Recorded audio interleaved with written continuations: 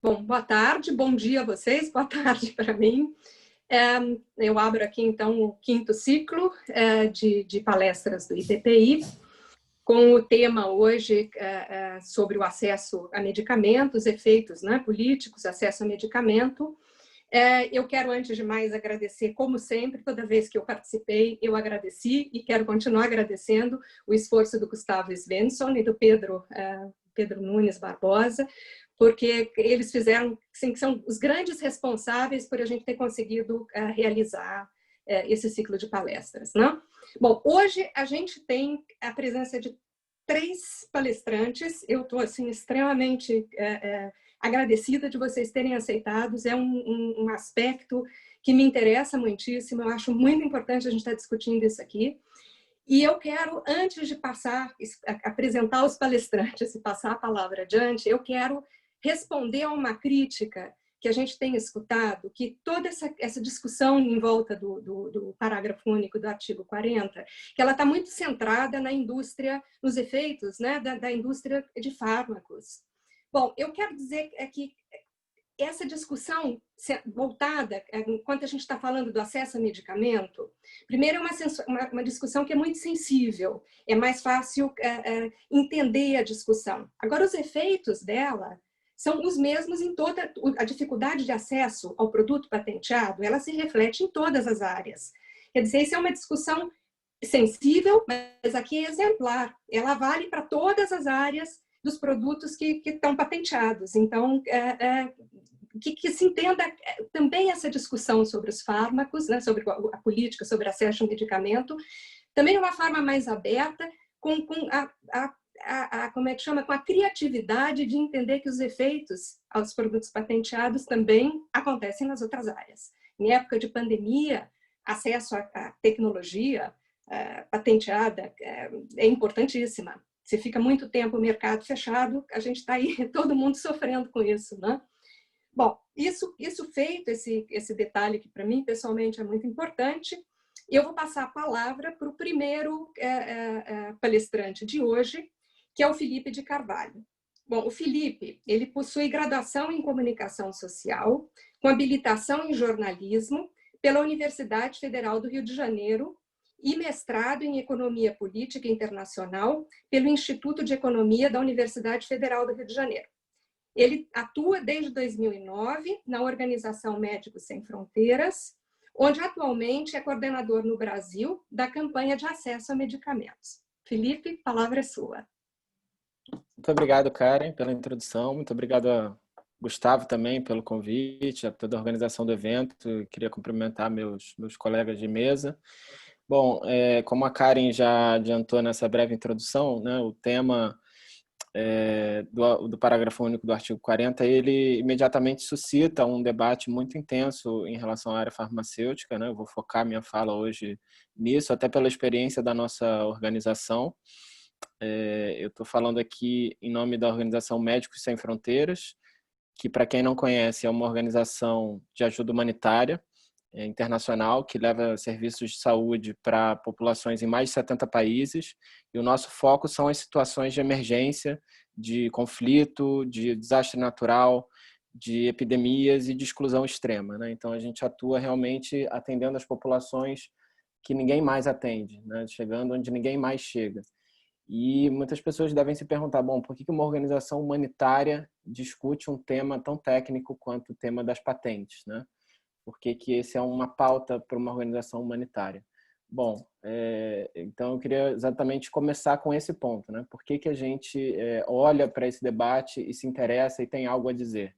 Né? Em primeiro lugar, porque desde muito cedo na nossa organização a gente começou a perceber nos nossos projetos o impacto de monopólios indevidamente concedidos, indevidamente manejados, né? O que isso representa para as populações que a gente atende.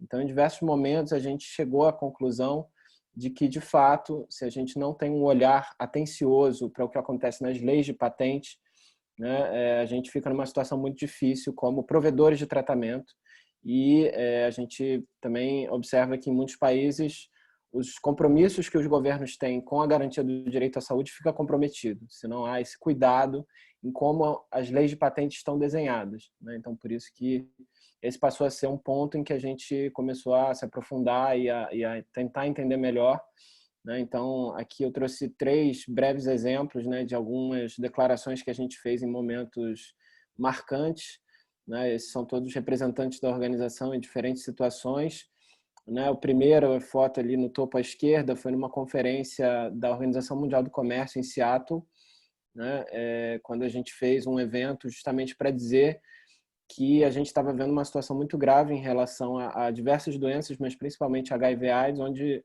várias pessoas estavam morrendo, não porque as doenças eram incuráveis, mas porque, né, aquelas pessoas não representavam um mercado suficientemente interessante para as empresas farmacêuticas e os medicamentos não chegavam para essas pessoas. Né? Na foto abaixo, ali na esquerda também, é o discurso que a organização fez quando a gente foi premiado com o Prêmio Nobel da Paz, em 99.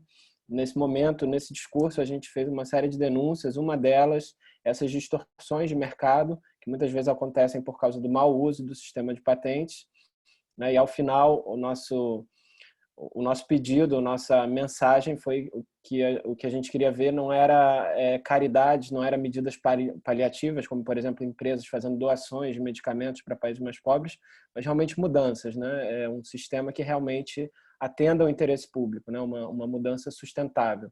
Então, o que a gente demandava não era caridade, mas sim mudança.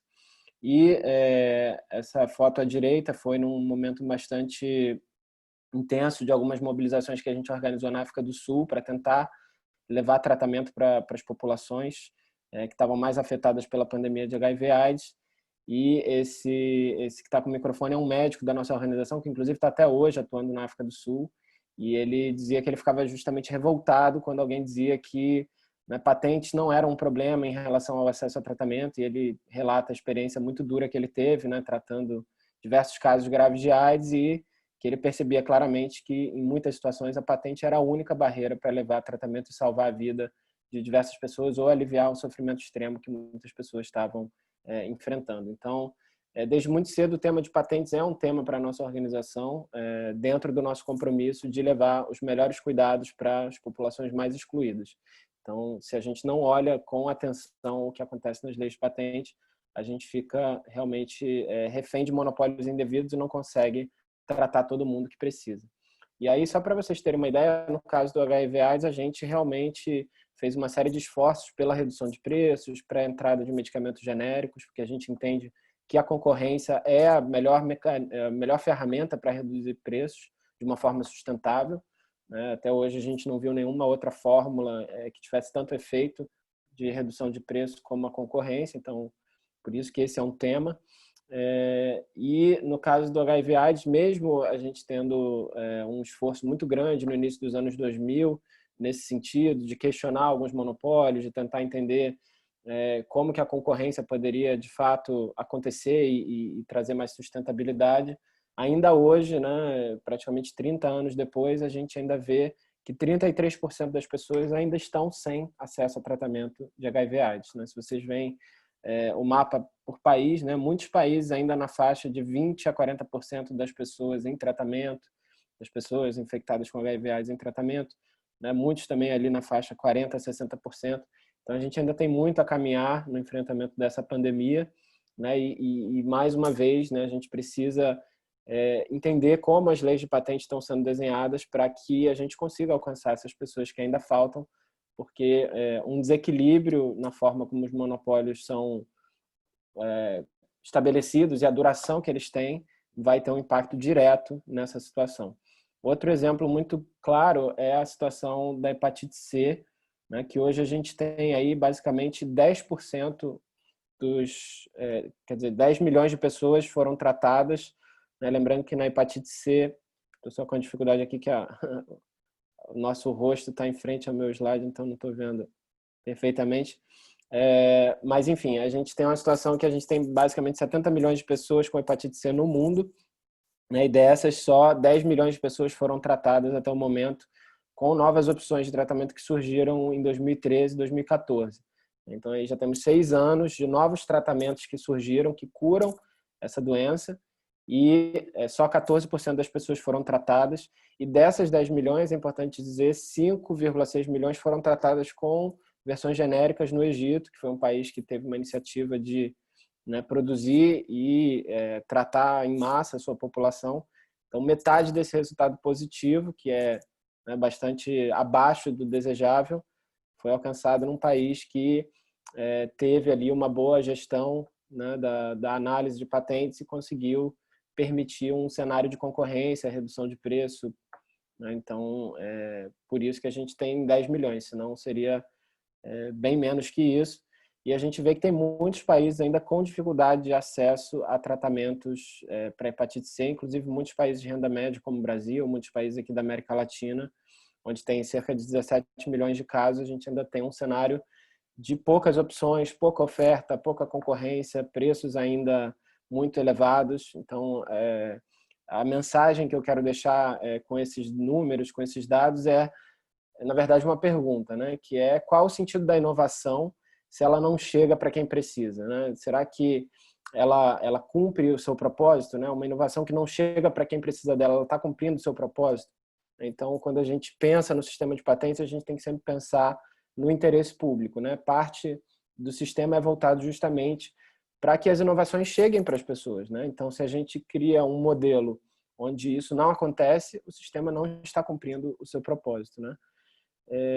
E aí, já entrando mais no nosso tema principal, né, como a Karen falou, né, muitas vezes há uma crítica de que o debate fica muito focado na área farmacêutica, né, eu concordo absolutamente com ela que isso é apenas um exemplo, né, que se reflete em outras áreas da mesma maneira, com os mesmos obstáculos, com os mesmos prejuízos para o interesse público, mas, de fato, há também uma relevância muito grande em se discutir o setor farmacêutico, até porque é um setor que, se a gente considerar tecnologias médicas e, né, produtos farmacêuticos, é o setor que tem a maior quantidade de pedidos de patente acumulados.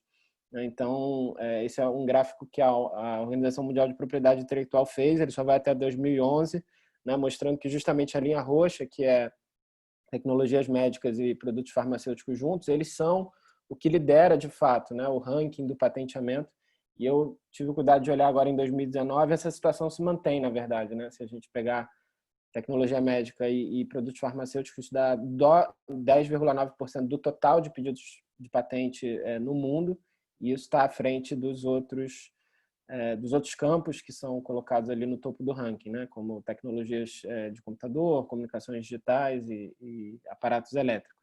Então, é um setor relevante. Então, não é um exemplo qualquer também, né? A gente está falando de uma área que é muito sensível socialmente e que é também bastante intensiva no uso do sistema de patentes. Quando a gente olha esses dados no Brasil, no INPI, pegando a série histórica de 2000 a 2018, né, que o INPI disponibiliza esse dado de acumulado de pedidos de patente, né, você vê justamente também que produtos farmacêuticos e tecnologia médica são os dois, o segundo e terceiro colocado no ranking, né, de áreas que tem mais pedidos de patente. E, obviamente, eles dois somados seriam também o principal setor, digamos assim, em termos de patenteamento. E claro que vale dizer também que biotecnologia, né, em muitos escritórios de patentes, mais da metade dos pedidos de biotecnologia também se referem à área farmacêutica ou a produtos médicos. Então, se a gente ainda somasse biotecnologia, daria uma fatia maior ainda. Então, não é uma questão menor discutir o setor farmacêutico. E também tem uma característica muito importante no setor farmacêutico, que é, na prática, principalmente das empresas multinacionais que dominam, né, o setor, de fazer, no nosso entendimento, uma estratégia nociva de excesso de pedidos de patentes, né, que em inglês tem um termo que se usa, que é evergreening, que em português não tem uma tradução exata, mas seria algo como perpetuação das patentes. Então, a gente já vê no setor farmacêutico isso acontecendo no Brasil e mundo afora, né, onde você tem, para um mesmo medicamento, pedidos em série, pedidos sequenciais, né, uma enxurrada, digamos assim, de pedidos de patente, que vão estendendo pouco a pouco, né, o monopólio sobre aquela molécula, sobre aquele produto, né? E nos Estados Unidos a gente vê isso chegar quase ao dobro do que seria a proteção estabelecida pelas regras internacionais, né? Só usando essa estratégia, tem medicamentos que ficaram quase 40 anos sob monopólio, né? E muitas vezes esses pedidos que a gente pode chamar de secundários, eles não têm, de fato, uma inovação em si, né? Eles são apenas modificações menores num medicamento já existente, tanto que muitos são até abandonados ao longo do caminho, as empresas depositam, depois abandonam. Então, a gente já sabe que essa é o modus operandi, né, no setor farmacêutico. Então, quando você adiciona isso, uma regra como a gente tem no Brasil, do parágrafo único do artigo 40, né, que você permite ainda por cima uma extensão do prazo das patentes quando elas têm, né, um exame acima de 10 anos, você está, na verdade, estimulando esse tipo de estratégia, né? Você está adicionando mais uma camada de extensão num cenário onde já há um excesso, né? E você cria, né, um incentivo para que essas práticas de patenteamento excessivo continuem e que elas, na verdade, que cada patente dessa, se ela puder ainda ser estendida por meio do parágrafo único do artigo 40, a gente vai ter uma situação pior do que está aí nesse quadro, né? Esse é um medicamento de HIV/AIDS chamado etravirina, que é importante para pacientes que já estão há mais tempo em tratamento, né? A gente tem aí na segunda linha a patente que foi concedida, ela está já incidindo no parágrafo único do artigo 40, né? Então, em vez de ter terminado o monopólio sobre esse medicamento ano passado, como seria o período de 20 anos, ele vai durar até 2023, 50 meses a mais, né? Então, esse era um medicamento que já em 2020 o Brasil poderia estar buscando opções genéricas ou, enfim, tentando buscar uma redução de preço. E isso não está acontecendo porque a gente tem essa extensão já em curso, né? E isso tem um impacto orçamentário, sem dúvida, porque os dados que eu reuni mostram que, né, o Brasil paga praticamente 5 vezes mais por esse medicamento comparado com o menor preço internacional, né? Então, a gente poderia aí ter pelo menos uma redução de 5 vezes o preço desse medicamento no Brasil, se não existisse essa proteção adicional que existe aqui com base no parágrafo único do artigo 40.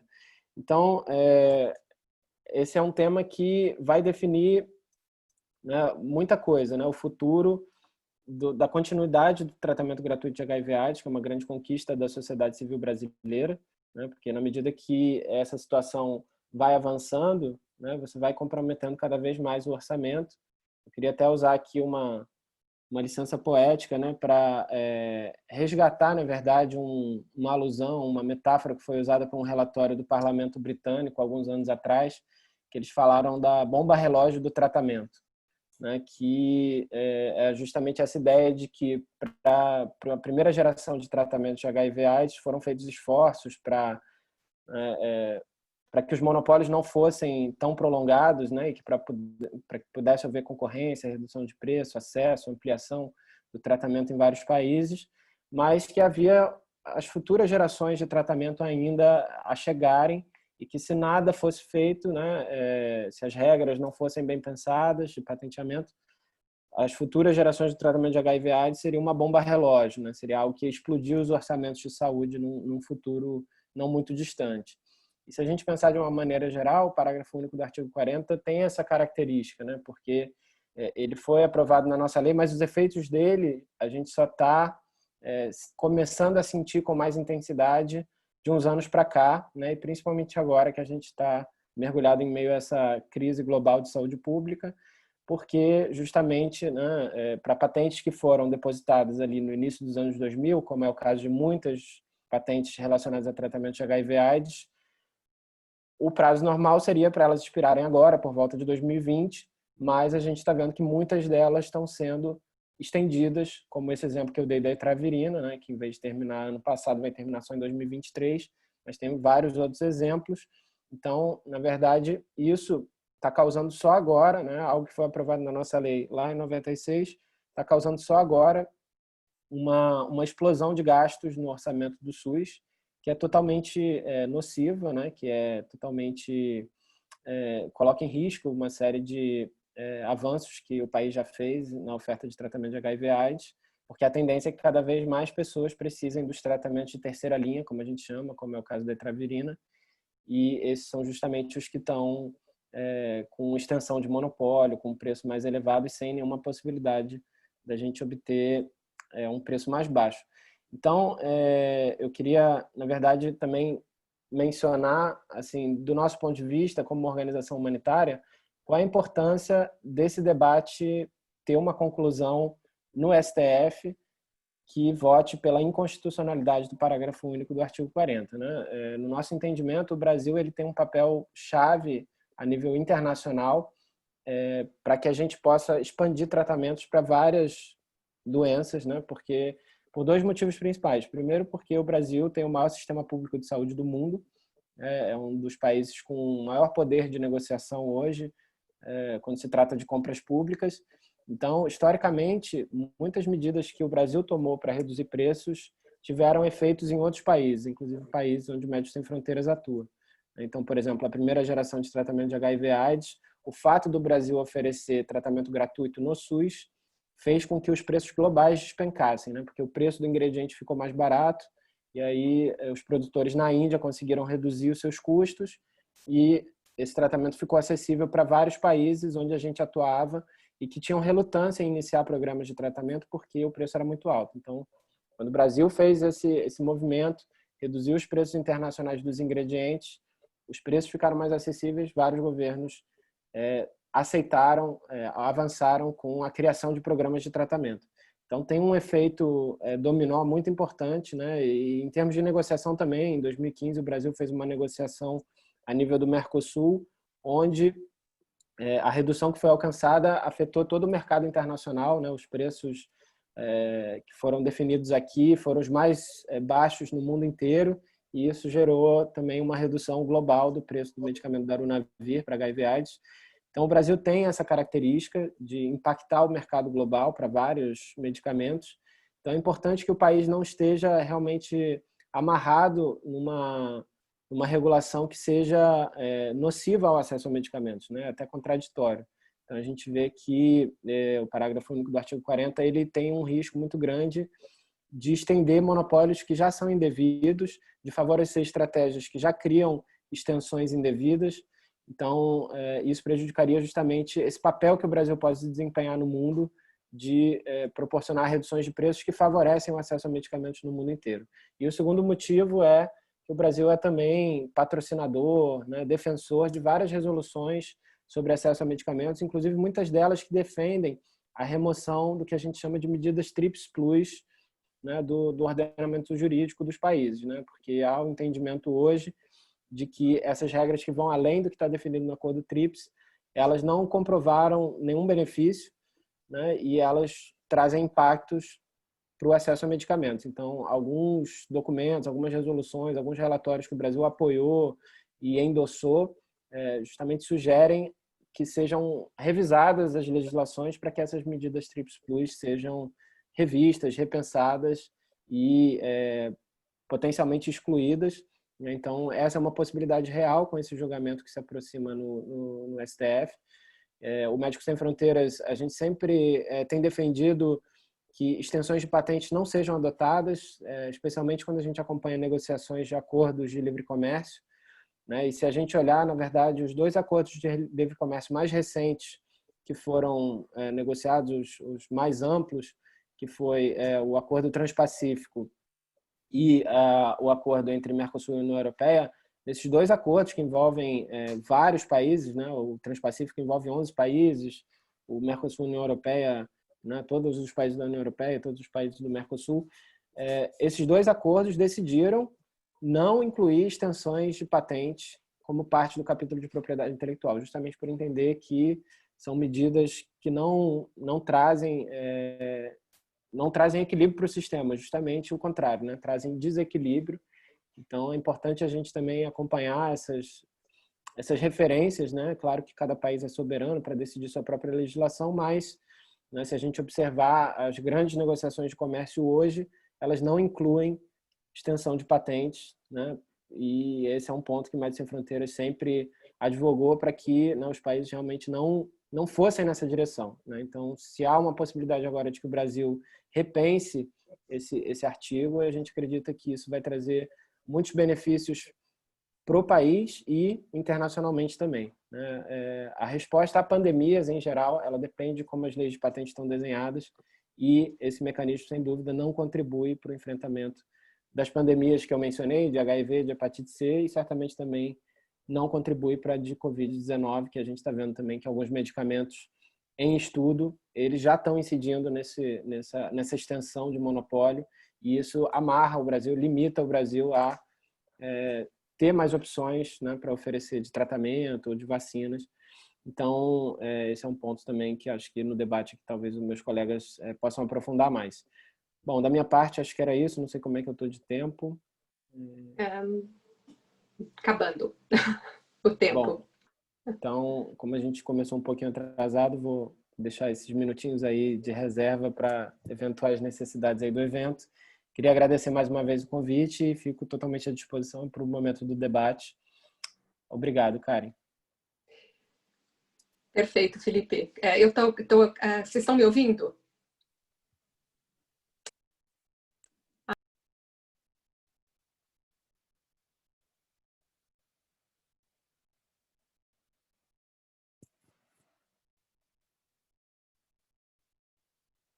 Vocês estão me ouvindo agora? Sim.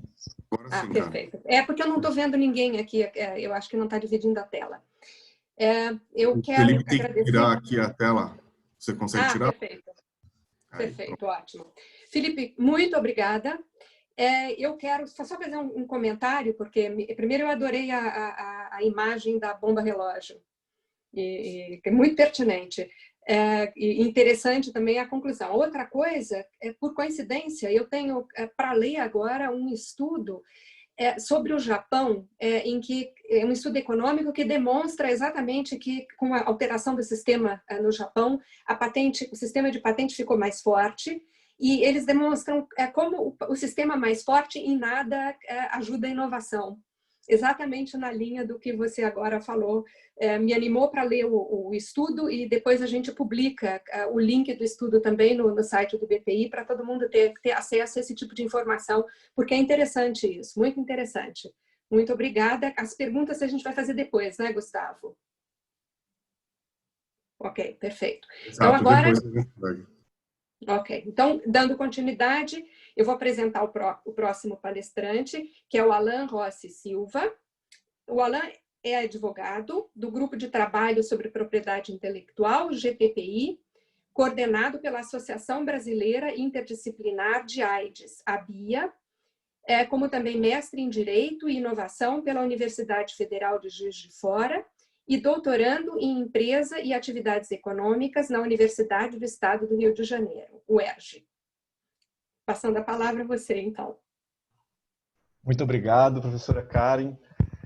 Muito obrigado para todos e todas que estão nos ouvindo. Agradeço também o convite por estar podendo participar dessa grande oportunidade aqui com vocês. E, como a professora Karen já adiantou, eu estou aqui falando em nome do Grupo de Trabalho sobre Propriedade Intelectual, né, que é o GTPI, e eu vou só falar um pouquinho dele para a gente localizar um pouco de onde nós estamos falando. Nós somos um coletivo composto por 18 organizações da sociedade civil. Somos coordenados pela Associação Brasileira Interdisciplinar de AIDS, como a própria professora Karen já adiantou, e a gente faz parte da Rede Brasileira pela Integração dos Povos, que é a REBRIP. Vale a pena destacar, principalmente nesse contexto que a gente está discutindo, que nós temos uma perspectiva de interesse público nesse debate, em todos os outros debates que nós estamos envolvidos. Nós não temos vínculo com nenhuma empresa, seja ela nacional ou internacional. Então, isso é uma regra muito importante dentro da nossa organização. E, como vocês podem imaginar, então a gente está muito diretamente relacionado com a nossa história, tanto na BIA quanto no GTPI, a defesa do direito fundamental à saúde. Então, é dessa perspectiva que a gente vem falar aqui hoje com vocês. E o objetivo é deixar muito claro quais são os riscos que nós estamos correndo aqui efetivamente ao falar sobre a constitucionalidade ou sobre a inconstitucionalidade do parágrafo único do artigo 40. Eu pensei muito e também discuti muito com meus colegas a respeito de qual seria a melhor abordagem para esse tema, porque é um tema muito plural, muito complexo, nós poderíamos fazer diversos recortes. E como eu acompanhei também os outros excelentes seminários que tiveram antes desse, e os excelentes colegas que também fizeram suas manifestações, procurei não ser redundante, em primeiro lugar, e tentar trazer assim, alguma coisa que esteja ligada à ordem do dia, do debate da ADI 5529, que nós estamos acompanhando no STF. Imagino que a maioria das pessoas aqui esteja por dentro do que está acontecendo por lá. Então, eu dividi essa fala em dois objetivos. Primeiro, eu quero apresentar e desconstruir alguns argumentos que são pretensamente práticos. Quem acompanhou os outros debates e o debate em geral em torno do tema sabe que, geralmente, a gente tem muito esse recurso de, tudo bem, mas a prática é assim, a prática é assado. Então, a ideia é a gente abordar esse tema sem nenhum tipo de tabu, quais são esses argumentos práticos e tentar desconstruir alguns deles. Foi difícil escolher quais deles a gente escolheria, porque isso realmente tem sido uma constante.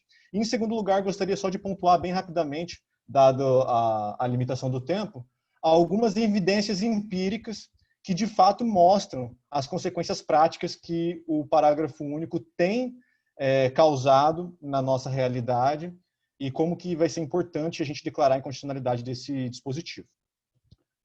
Bom, para iniciar, eu achei muito interessante assim, uma expressão que a professora Paula Forgione utilizou em algumas das manifestações dela sobre o sistema de patentes, ultimamente, que ela é curiosamente clara, explícita sobre o que eu estou querendo dizer. Assim, ela serve como um bom ponto de partida. Eu poderia até dizer que a minha fala vai complementar um pouco o raciocínio dela.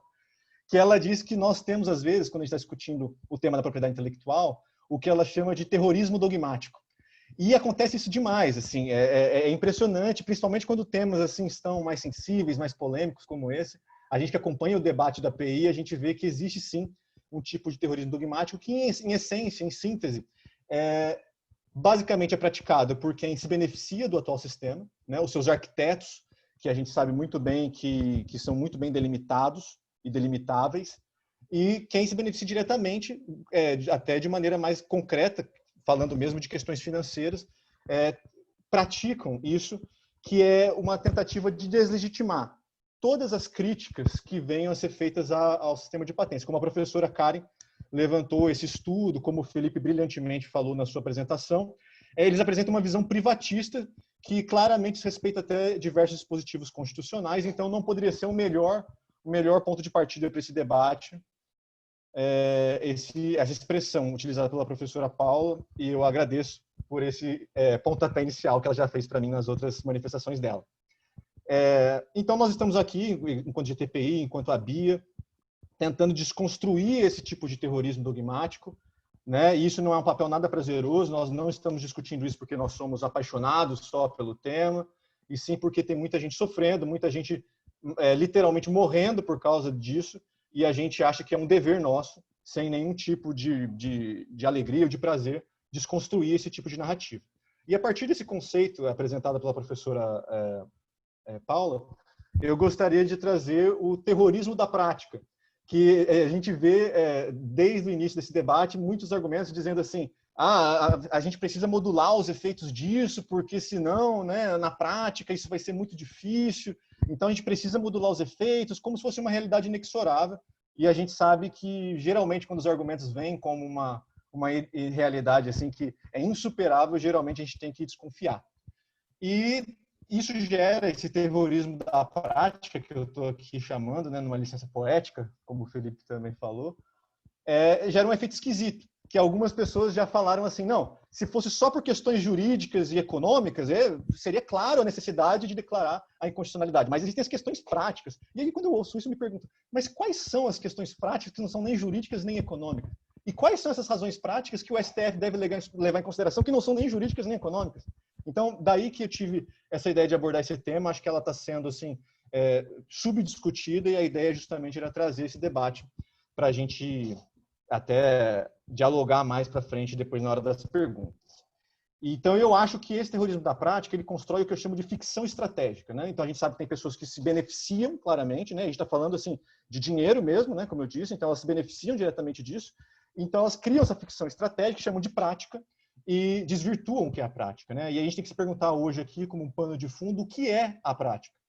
E eu quero defender que prática é evidência empírica. Como a professora Karen levantou, existem estudos, existem pessoas que dedicam a vida a tentar descortinar qualitativa, quantitativamente os efeitos eventualmente benéficos, eventualmente nefastos do sistema de propriedade intelectual. E a gente não pode ignorar que essas evidências devem ser levadas em consideração mais do que bravatas em defesa do sistema de patentes, muitas vezes sem evidência científica por trás. Então, para tentar não gastar muito tempo nessa introdução, eu vou trazer aqui um primeiro argumento prático e vou passar rapidamente por eles, a gente pode aprofundar nos mais sensíveis durante o debate. A inconstitucionalidade do parágrafo único do artigo 40 vai prejudicar a inovação e os investimentos estrangeiros. Esse é um argumento que, na prática, tudo bem, isso tudo é muito bonito, mas na prática a gente vai ter uns incentivos à inovação, e aí essa é a maior expressão do terrorismo, né? A gente vai ficar sem medicamento, a gente vai ficar sem tudo, porque a indústria não vai ter mais confiança no nosso país. E, assim, primeira coisa que isso chama atenção, e foi de propósito eu comecei com isso, que é o mais chamativo dos argumentos, é que falta evidências empíricas. Ao contrário, se a gente for pensar, existem evidências empíricas que mostram o contrário.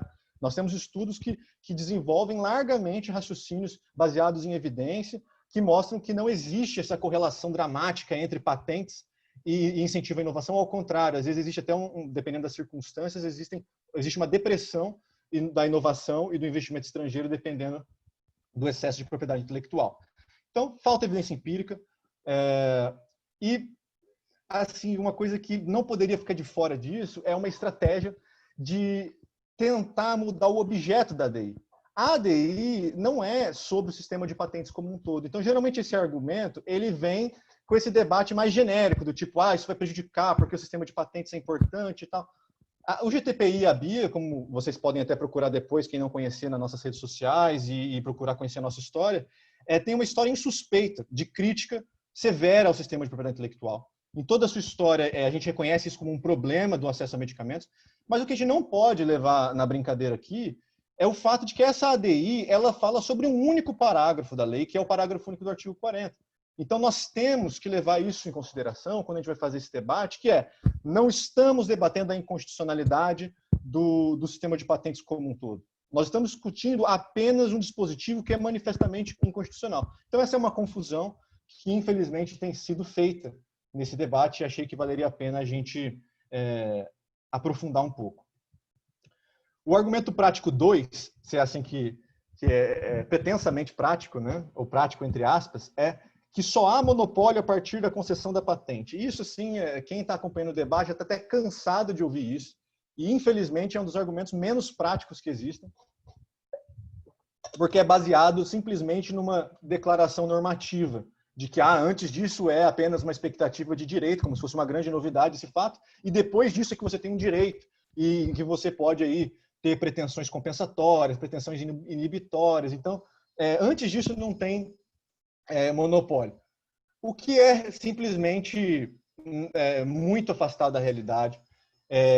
Para não me aprofundar muito nisso, nós temos o artigo 44 da LPI, que prevê a indenização retroativa. Então, como já foi extensivamente discutido nos 2 seminários que tivemos sobre concorrência, né, aqui do IBPI, a gente não vê na prática, né, não temos evidências que demonstram que os concorrentes se sentam confortáveis em explorar os objetos dos pedidos de patente antes da concessão, mesmo que seja apenas uma expectativa de direito. Na prática, o artigo 44 inibe completamente a concorrência, e isso é o que imagino que todos saibamos, embora não defendamos isso em público.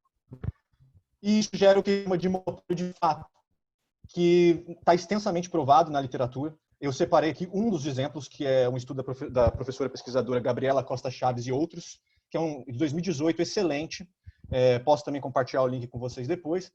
Mas ela pega uma amostra de 74 medicamentos que tinham exclusividade pelo lado da oferta.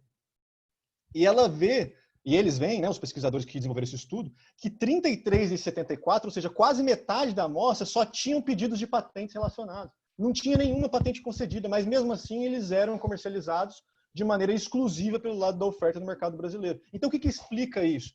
Simplesmente a existência clara de um monopólio de fato. O terceiro argumento que a gente ouve muito é o prazo de vigência da patente previsto no parágrafo único do artigo 40 é determinado. Claramente, porque se a gente olha lá o parágrafo único, está dizendo que são 10 anos a partir da concessão. Quer ver coisa mais determinada do que isso? Impossível, né? Está claro, é 10 anos, objetivo determinado. Mas, infelizmente, a gente sabe que isso é mais uma ficção estratégica, porque quando a gente vai olhar na prática, como as pessoas gostam de levantar, nós temos, eu vou trazer aqui só um exemplo da bedaquilina, uma realidade muito, muito severa. Que a bedaquilina é um importante medicamento contra a tuberculose multiresistente, está sendo incorporado agora ao Sistema Único de Saúde, por isso é um exemplo importantíssimo. E ela teve uma patente concedida, que o depósito foi em 2003 desse pedido de patente, e a concessão foi em 2018, 15 anos depois. Ou seja, graças ao parágrafo único do artigo 40, nós vamos ter uma vigência até 2028 dessa patente. Aí vocês vão dizer assim, pô, olha lá, mas até 2028 isso é determinado, você está se contradizendo. De modo algum. Porque o que nós temos entre 2003 e 2018, ninguém sabia quanto tempo esse princípio ativo, esse medicamento, estaria protegido por patente, e ninguém sabia quando ele ia entrar em domínio público. Nenhum concorrente poderia saber, por exemplo, quando ele seria autorizado a fazer uma versão genérica desse medicamento. Durante 15 anos era impossível de saber. Aí você vai dizer, não, mas tudo bem, está sendo muito chato. Lá em 2018, possível. Ele vai saber que em 2028 vai poder fazer. Mesmo se fosse isso, seria um grande absurdo, né? Todo mundo concorda. Mas, infelizmente, não é isso. É muito mais grave, porque a bedaquilina tem 9 pedidos de patente depositados entre 2003 e 2018. Esse que foi concedido foi só o primeiro. Vejam bem, foi só o primeiro. Então, nós temos aí uma série de outros pedidos pendentes, e o último deles foi depositado em 2018. Então, na melhor das hipóteses, fazendo uma conta rápida aqui, nós vamos ter 35 anos de proteção, 35 anos de proteção a esse medicamento fundamental para o Sistema Único de Saúde. E aí, vocês não podem me perguntar, mas por que é o melhor das hipóteses? Porque, primeiro, esse último pedido de 2018, a gente não está considerando que podem existir pedidos em sigilo, que é aquele pedido que já foi depositado, mas ainda não apareceu. Então, a gente está considerando que 2018 é o último. Podem ser que depois disso nós tenhamos novos pedidos depositados. E, além disso, a melhor das hipóteses, porque eu estou considerando que eles vão ser todos concedidos dentro do prazo de 10 anos. Então, se algum deles passar de 10 anos para ser concedido, vai incidir o parágrafo único do artigo 40 e, voilá, ninguém sabe quando nós vamos ter, não existe uma data quando a gente vai ter esse medicamento livre para ser comercializado como genérico. Bom, o argumento prático 4, que é um dos mais recorrentes, devíamos esperar a diminuição do backlog e tornar a aplicação do parágrafo único do artigo 40 uma raridade. O que é um absurdo, porque, em primeiro lugar, a gente estaria relegando uma norma inconstitucional, né? Estaríamos dizendo assim, não, tudo bem, pode ser inconstitucional e tal, mas na prática, que é uma falta de técnica absurda, mas que isso levaria a gente tentar resolver uma inconstitucionalidade por uma política administrativa mais importante, circunstancial. Isso depende do governo, isso depende das práticas administrativas, e não é assim que no direito brasileiro a gente resolve uma inconstitucionalidade. É simples desse jeito. E quais são os efeitos práticos disso, né? Não é só uma questão técnica. Como ficam as patentes já concedidas, que tiveram as suas patentes expandidas inconstitucionalmente? Quem vai arcar com isso? Já que a gente está dizendo aí que não quer uma retroatividade desses efeitos de nulidade. Como ficam os pedidos que já estão pendentes há mais de 10 anos? Ou seja, esses pedidos estão pendentes há mais de 10 anos, não importa se a gente vai fazer trâmite prioritário, o parágrafo único do artigo 40 vai incidir sobre eles. E como a gente está vendo agora, não vai dar tempo de desenvolver melhor isso, mas isso tem sido fundamental no caso da Covid-19. Então, nós temos efeitos práticos gravíssimos e que têm enfraquecido a nossa resposta, a imunidade do nosso Sistema Único de Saúde, né, como tem sido dito, e também enfraquecido severamente a nossa resposta específica à pandemia de Covid-19 e a outras pandemias futuras, graças ao parágrafo único do artigo 40. E aí a resposta que ninguém quer enfrentar e quanto durar o backlog? Quem vai? Porque está diminuindo. Vamos supor que isso diminua de fato. Enquanto durar isso? Quem vai no final das contas, arcar com os efeitos? Claramente, os interessados na constitucionalidade do parágrafo único se recusam a arcar com esse efeito e, infelizmente, alguém tem que pagar essa conta e tem sido o Sistema Único de Saúde. Para ir já caminhando para o final, me sobram aqui alguns minutinhos apenas, os impactos na saúde pública, passando dessa fase de desconstrução, tentando mostrar o que são evidências empíricas realmente sólidas, nós temos que o parágrafo único do artigo 40 ele é uma causa de prejuízo incalculável para o SUS e para as famílias brasileiras. Mas por que incalculável? Trouxe 3 exemplos para vocês de estudos que podem ser consultados, porque como não é apenas uma bravata trazida para poder estrategicamente ganhar o debate, que é o estudo da Júlia Paranhos, professor Júlia Paranhos, que coordenou na UFRJ em 2016, e que também já está juntado a essa ADI 5529, que é um estudo sensacional, com uma ótima metodologia, que analisou apenas 9 medicamentos apenas, e ela percebeu que nós temos aí aproximadamente 2 bilhões de efeitos negativos por as contas públicas, especificamente do Ministério da Saúde, relacionado apenas a esses 9 medicamentos. Temos um outro estudo coordenado pela essa mesma professora, no seu grupo de pesquisa, que analisou outros 9 medicamentos e chegou à conclusão de que 3,8 bilhões de reais era a marca que nós tínhamos de prejuízo para o Sistema Único de Saúde. Então, isso aqui está falando de uma ordem, assim, eu gostaria de reiterar isso, mínima, 9 medicamentos. E mais recentemente, para não dizer que os dados estão desatualizados, o Tribunal de Contas da União, né, que é insuspeito também para poder fazer uma análise, fez um relatório completíssimo, com uma metodologia extremamente conservadora, como eles mesmos reconheceram, e chegaram à conclusão que em 11 medicamentos, 1 bilhão de reais eram gastos a mais pelo Sistema Único de Saúde. Então é incalculável, porque apesar de estar parecendo um contrassenso, porque eles estão calculando, é uma fração muito pequena. É impossível de saber a gravidade desse dispositivo para as contas públicas. E para encerrar, eu acho que a gente pode aprofundar mais isso depois no final do debate, acho até que poderiam ser abordadas outras coisas. Eu gostaria de compartilhar com vocês uma inquietação, para além das questões técnicas, essas evidências científicas que estão sendo apresentadas, que às vezes parece que esse debate está jogando luz sobre um problema crônico, não só deste debate, mas em geral da nossa sociedade, que é uma triste normalização do absurdo. Nós estamos normalizando um absurdo, nós estamos normalizando uma situação que parece esquecer sobre o que é esse debate. Né? A gente tem que levar em consideração, quando a gente está falando, vamos fazer uma ponderação. A ponderação que nós estamos fazendo é, de um lado, a vida das pessoas, e de outro, algumas linhas numa planilha de Excel de algumas pessoas que estão interessadas em manter uma lucratividade por mais tempo, porque, mais uma vez, nós estamos lutando aqui contra o sistema de patentes como um todo. Isso é apenas um dispositivo que amplia, e isso tem que ficar muito claro, os ganhos de determinados agentes econômicos e perpetua privilégios que a gente não pode aceitar. E essa é a missão do GTPI, essa é a missão da BIA, que historicamente nós temos desenvolvido, e esse é o papel da sociedade civil organizada. Lembrar que a ponderação, nesse caso, é sobre isso. Não é uma mera questão concorrencial entre a indústria nacional e a indústria internacional, não é. É uma questão muito mais ampla e que pode trazer, como o Felipe bem trouxe, efeitos drásticos, como uma bomba relógio. E esse assunto da prática não é só uma questão preciosista. Isso não é só uma questão de dizer assim, alguns estão certos, outros estão errados. Para além da importância desse debate, essa discussão prática tem sempre por trás o objetivo muito claro de modular os efeitos dessa ação direta de constitucionalidade. Muito porque está todo mundo convencido de que isso é inconstitucional. Está claro, todas as argumentações são extensivas nesse sentido, e elas vêm trazendo sempre uma vez que é inconstitucional, vamos modular os efeitos. Porque senão, e essa é a minha parte preferida, e eu encerro com isso de verdade, que é, se a gente não modular os efeitos, vai ter caos. E isso chama muito a minha atenção. Isso, na minha opinião, deveria ser motivo de indignação para todos e todas que ouvem isso.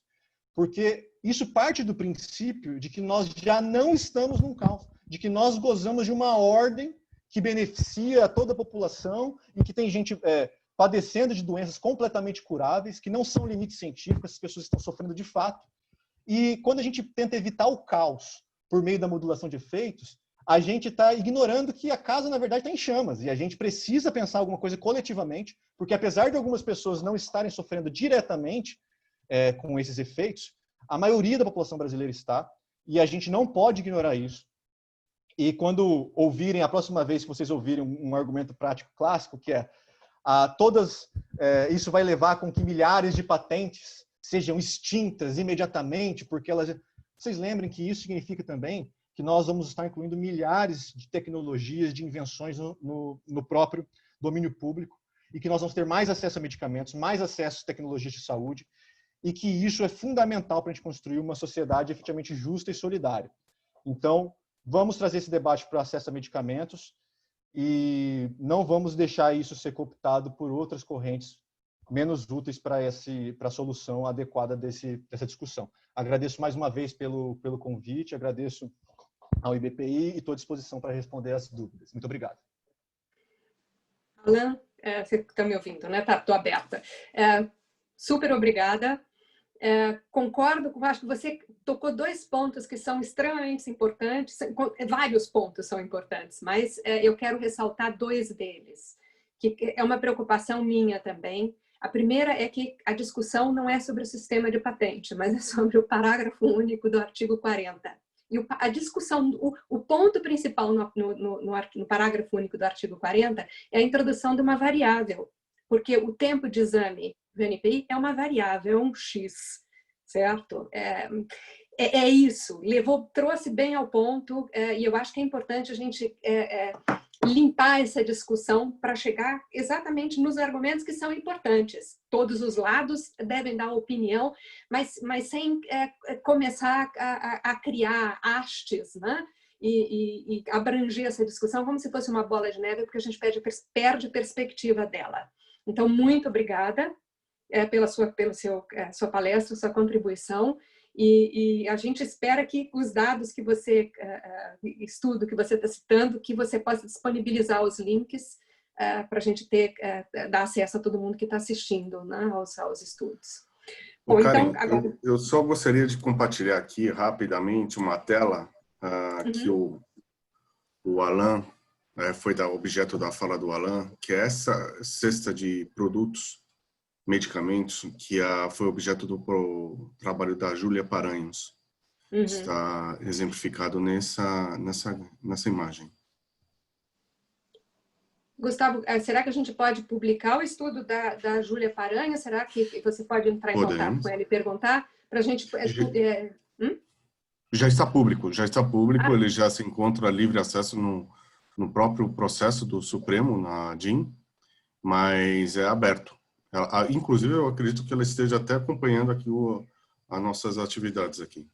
Então, se ela autorizar, a gente pode linkar onde esteja publicado ou colocar no site do IPI. Eu acho que é importante. Bom, então vamos lá, seguindo para o próximo palestrante.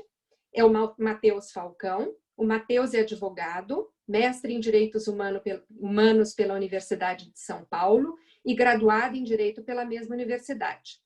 É pesquisador do Núcleo de Pesquisa em Direito Sanitário da Universidade de São Paulo desde 2013.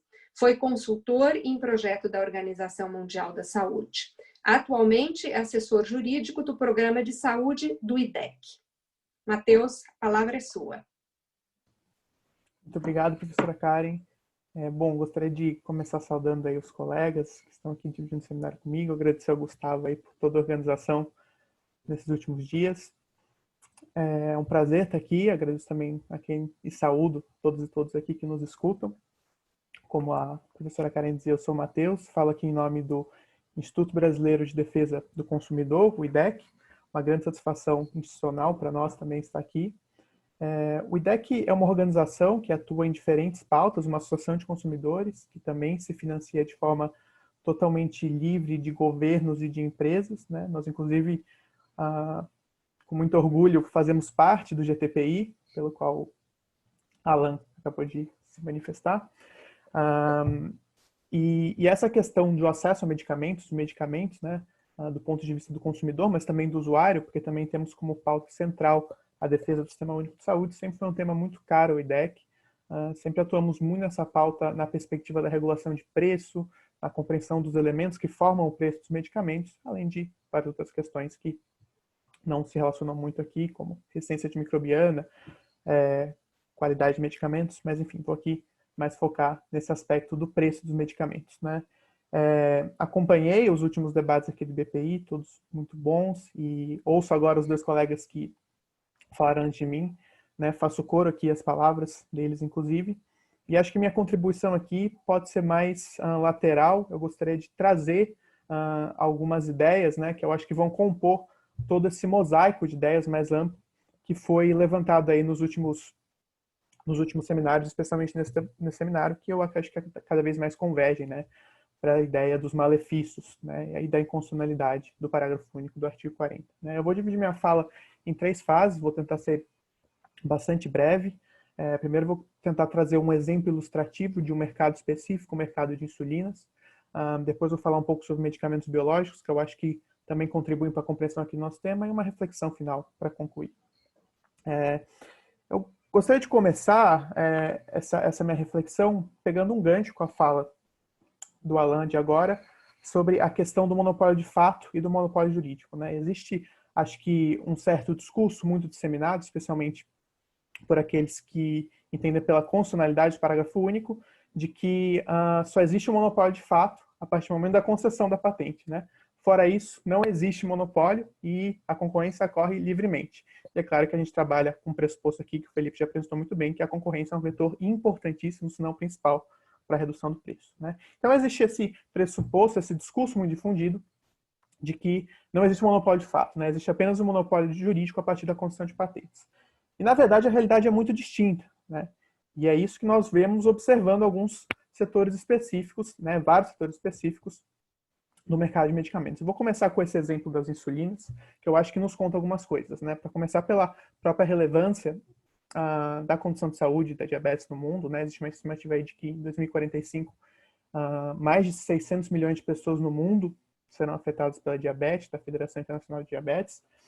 E o mercado de insulinas, que é o principal medicamento, né, diabetes mellitus tipo 1 e tipo 2, é um mercado bastante restrito, controlado por 3 empresas multinacionais, localizadas em Dinamarca, França e Estados Unidos. Né? Elas têm aí, abrangem mais de 95% do fornecimento desse produto. Né? E o Brasil, por acaso, já foi o 4º país que se poderia dizer autossuficiente em insulina. Né? E essa história nos conta algumas coisas importantes. O Brasil desenvolve uma tecnologia de produção de insulina humana recombinante ali na década de 60, 70, com muito investimento público, especialmente na Universidade Federal de Minas Gerais, na Universidade de Brasília. Essa tecnologia é licenciada e é desenvolvida por uma empresa que se especifica na produção de insulinas, a Biobras. E em 2002, a Biobras dava ao Brasil o título de país autossuficiente, 4º país autossuficiente na produção de insulina. Em 2002, uma dessas 3 multinacionais compra a Biobras, né? E por uma intervenção muito pontual do CAD, essa compra é efetivada, mas o CAD coloca como requisito de que a patente específica dessa insulina deveria ficar com o Brasil, né? E aí funda-se, inclusive, uma nova sociedade empresária, que existe até hoje, está aí no mercado, ainda que nunca tenha tido uma produção semelhante à da antiga Biobras, a Bion. Mas o CAD coloca como único requisito que essa sociedade empresária fique com a patente dessa tecnologia. Nada mais, nada além disso. Né? E esse exemplo, e claro que a partir do momento que a venda se efetua para essa multinacional, a gente nota muito claramente, existem dados públicos, né, do Ministério da Saúde, como o preço desse medicamento vai ampliando, né? A produção nacional cumpre um papel muito importante, né? Por que eu trouxe esse caso aqui? É o primeiro caso que denota como a questão da capacidade produtiva é extremamente relevante. A capacidade produtiva não se dá simplesmente pela concessão ou não de patentes, né? A gente tem a patente, mas não conseguimos desenvolver esse resto. E isso é muito importante quando a gente discute monopólio jurídico e monopólio de fato, porque esse período de incerteza em que existe a tal expectativa de direito, que o Alan também já mencionou aqui, constitui-se um óbice para que o concorrente produza o medicamento, né, e possa efetivamente concorrer. O mercado farmacêutico tem características, né, muito específicas que tornam difícil desenvolver uma linha produtiva e efetivamente concorrer com o fabricante do medicamento de referência. Né? Então, essa situação de incerteza jurídica, que é causada, inclusive, nesse momento de expectativa do direito, é o suficiente para ser uma barreira à concorrência. Né? De forma que a gente já tem uma exceção, uma proteção excessiva, e o parágrafo único acaba sendo até uma proteção adicional exagerada. Né? Não seria necessária. Eu acho que essa situação acaba sendo um elemento que nos traz essa reflexão, né? A situação de monopólio de fato é muito importante e ela acaba sendo uma barreira de entrada, sim, de modo que a própria proteção que o parágrafo único se propõe não se justificaria, né? Essa discussão do monopólio de fato no setor farmacêutico tem sido cada vez mais desenvolvida, e eu cito aqui especialmente um desenvolvimento que tem acontecido na jurisprudência de autoridades antitrust, de autoridades concorrenciais pelo mundo, né? Então a gente tem, por exemplo, na autoridade antitrust italiana, um caso que teve bastante repercussão internacional, foi conhecido como caso Aspen, de que uma empresa detinha uma posição, enfim, o caso ficou conhecido como o nome da própria empresa, né? Uma empresa detinha uma posição de dominância de mercado, uma posição que impedia a entrada de concorrentes, de forma que a permitia praticar um preço excessivo junto à autoridade italiana responsável pelo reembolso de medicamentos. Essa empresa foi, inclusive, condenada pela prática de preço excessivo e foi reconhecido essa situação de dominância de mercado, né? Ainda que não existisse a proteção patentária específica. Aqui a gente fala até de uma outra proteção, que é a proteção de marca. Estou trazendo isso porque já existem outros elementos característicos do mercado farmacêutico, e é isso que esses casos nos mostram, acho que é isso que o caso da insulina também nos mostra, que fazem com que seja absolutamente necessária essa proteção exagerada que o setor tão defende e está ali consubstanciada no parágrafo único, né? A questão do domínio de fato, a questão do monopólio de fato é extremamente relevante no setor farmacêutico, né? O desenvolvimento de uma linha produtiva, por exemplo, que é extremamente difícil, extremamente desafiador, nos traz essa reflexão e, enfim, acaba sendo um ponto importante a ser considerado, né? Existe um outro caso, também de uma autoridade antitrust, no caso a brasileira, o CAD, que eu gostaria de relembrar aqui, foi uma condenação do setor farmacêutico em 2015, por litigância predatória, né, o que em inglês se chama de sham litigation. Foi o primeiro caso de condenação por infração econômica unilateral no CAD, né? Esse caso, enfim, também ficou conhecido pelo nome da empresa especificamente envolvida no caso, o caso Eli Lilly. E a empresa manejou o sistema judicial brasileiro de uma forma que conseguisse criar, por assim dizer, uma ilusão de que detinha o monopólio, né, de uma patente que já tinha, inclusive, se expirado. Ou seja, ela conseguiu gerar uma situação de insegurança jurídica tal que para um concorrente não seria possível fazer frente, né, a esse fornecimento monopolista dela, né? Ou seja, tudo isso também aponta para essa conclusão de que o monopólio de fato é muito importante e para que a concorrência efetivamente ocorra, né, é preciso todo um conjunto de condições que propiciam investimento numa linha produtiva concorrente, numa linha produtiva alternativa, né? Isso tudo acaba sendo muito importante, né? Então a gente vê aí que vai se enfraquecendo esse argumento da importância, da relevância do artigo 40 no parágrafo único, né, para garantir até de todos o que se diz que é a função social do sistema de patentes, né? Eu estou tentando focar a discussão aqui especificamente, né, no parágrafo único, como já foi falado aqui no seminário, é o ponto específico aqui, não é um ataque generalizado ao sistema de patentes, ainda que a gente tenha severas discordâncias com o funcionamento desse sistema, né, mas a gente discute aqui especificamente a questão do parágrafo único, né?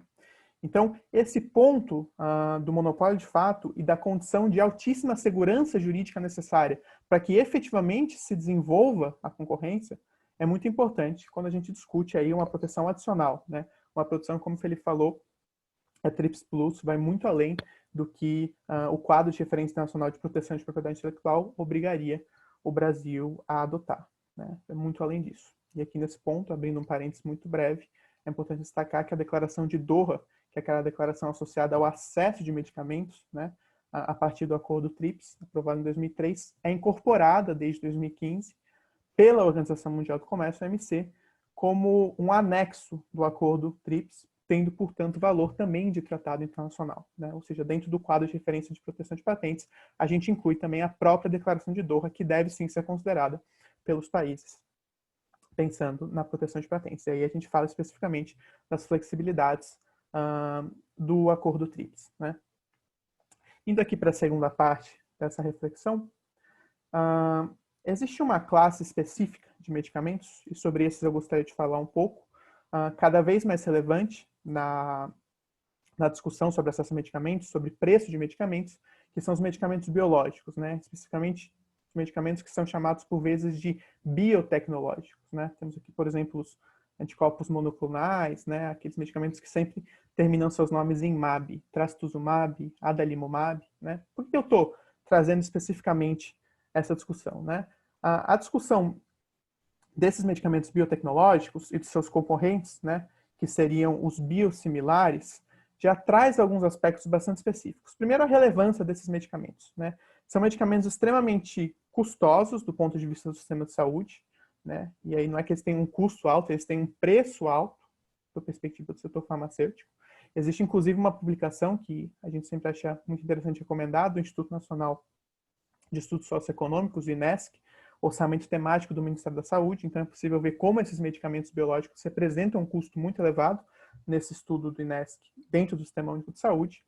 E esses medicamentos já apresentam uma série de restrições à entrada de concorrentes no mercado, né? Restrições que não estão necessariamente e exclusivamente no campo da propriedade intelectual, estão no campo do próprio registro sanitário, né? A dificuldade de você registrar um medicamento biosimilar é muito grande. Você precisa, por exemplo, apresentar testes clínicos novos muitas vezes, né? As próprias agências reguladoras já criam, às vezes, barreiras de acesso, né? E aí existe uma discussão ampla sobre isso, que eu não vou entrar agora, para o registro desses medicamentos, né? E a questão é, mais difícil ainda de que surjam concorrentes desses medicamentos extremamente caros. E a barreira patentária acaba sendo uma barreira adicional extremamente danosa para a entrada desses medicamentos, né? E aí, o que são esses medicamentos, né?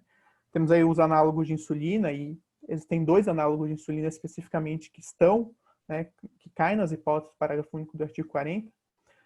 Mas vários medicamentos, e aqui o Gustavo acabou de compartilhar, inclusive, aquela tela do estudo da professora Julia Parenhos, que eu, inclusive, vejo que está acompanhando o seminário aqui conosco, falou também no seminário do IBPI.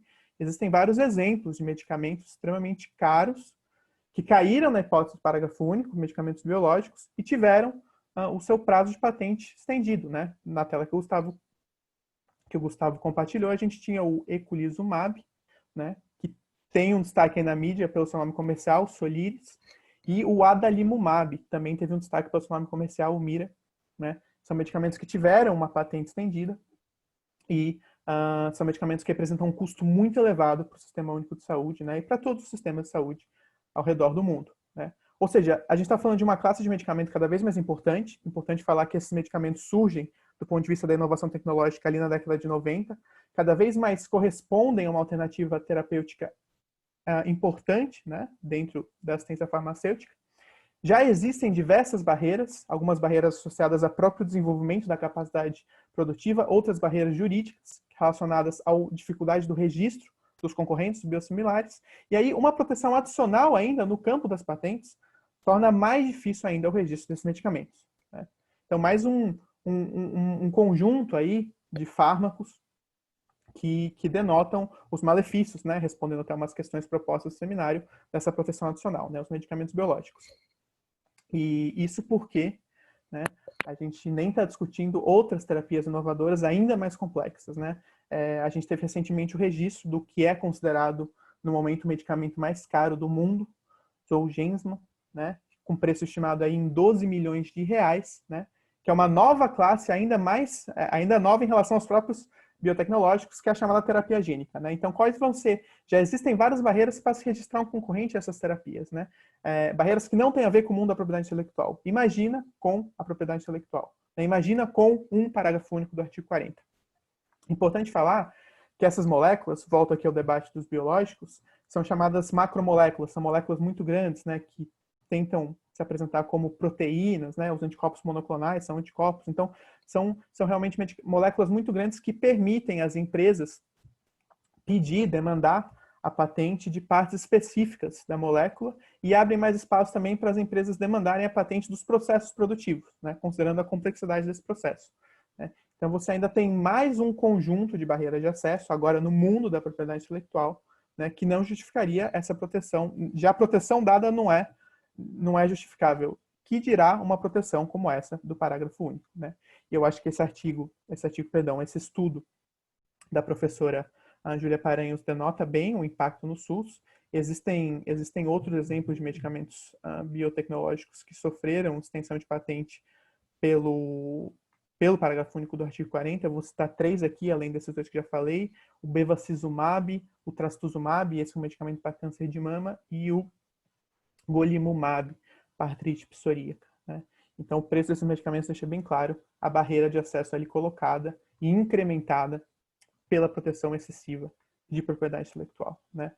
Só deixando bem evidente, esses medicamentos que eu citei, esses 3, além daqueles 2 iniciais, caíram nas hipóteses do parágrafo único do artigo 40, né?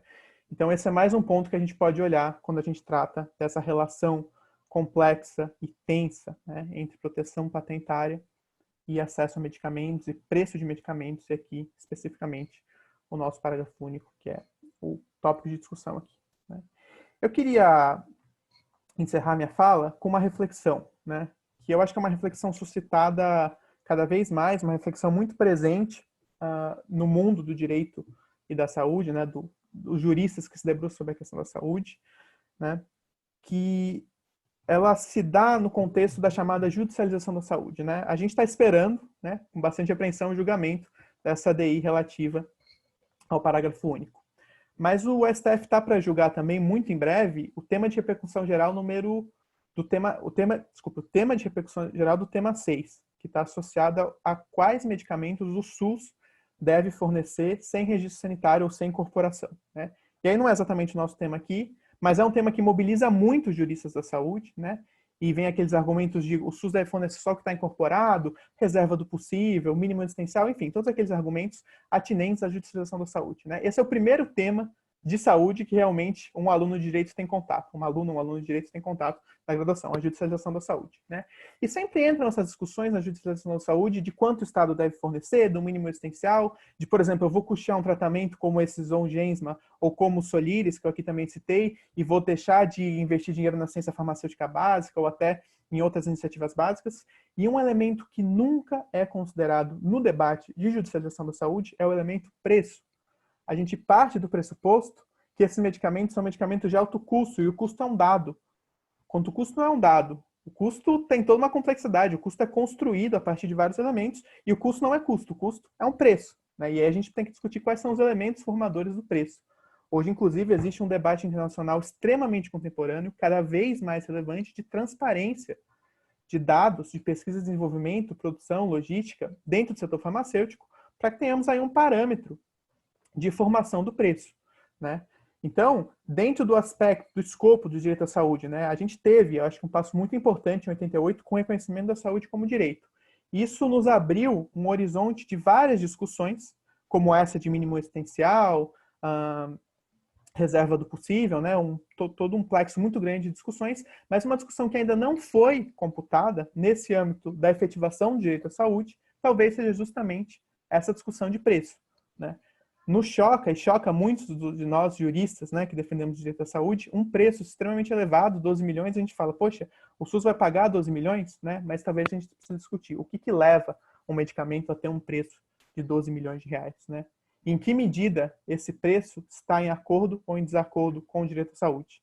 E aí, para concluir, relacionando aqui o nosso debate, em que medida uma proteção adicional de monopólio de direito, que é o parágrafo único do artigo 40, está associada ou não, está em contrariedade ou não, está em relação de efetivação ou não do direito à saúde, né? É importante também trazer esse debate para dentro do escopo do direito à saúde, que a gente entende aí como marco central, como pressuposto de todas as discussões quando a gente trata o tema da saúde, né? Então, eu agradeço muito aí pela oportunidade de falar em nome do IDEC, né? Uma grande honra estar aqui com os colegas e fico à disposição para eventuais perguntas. Obrigado. Obrigada, muito obrigada, Matheus. Você agora, a minha cabeça está funcionando com a reflexão sobre o preço. Eu acho que isso aí, se a gente levar isso adiante, tem uma série de consequências, numa série de argumentos com que a gente se depara, não só nessa discussão, mas em geral, quando a gente trabalha com o direito de patente.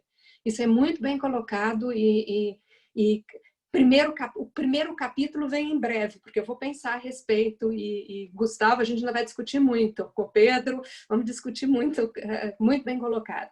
Eu só queria, por fim, dizer tirar uma conclusão aqui do que eu ouvi de vocês. Não é uma conclusão, é uma coisa que eu penso e que eu acho importante, que eu gostaria de terminar antes de passar para as perguntas com isso.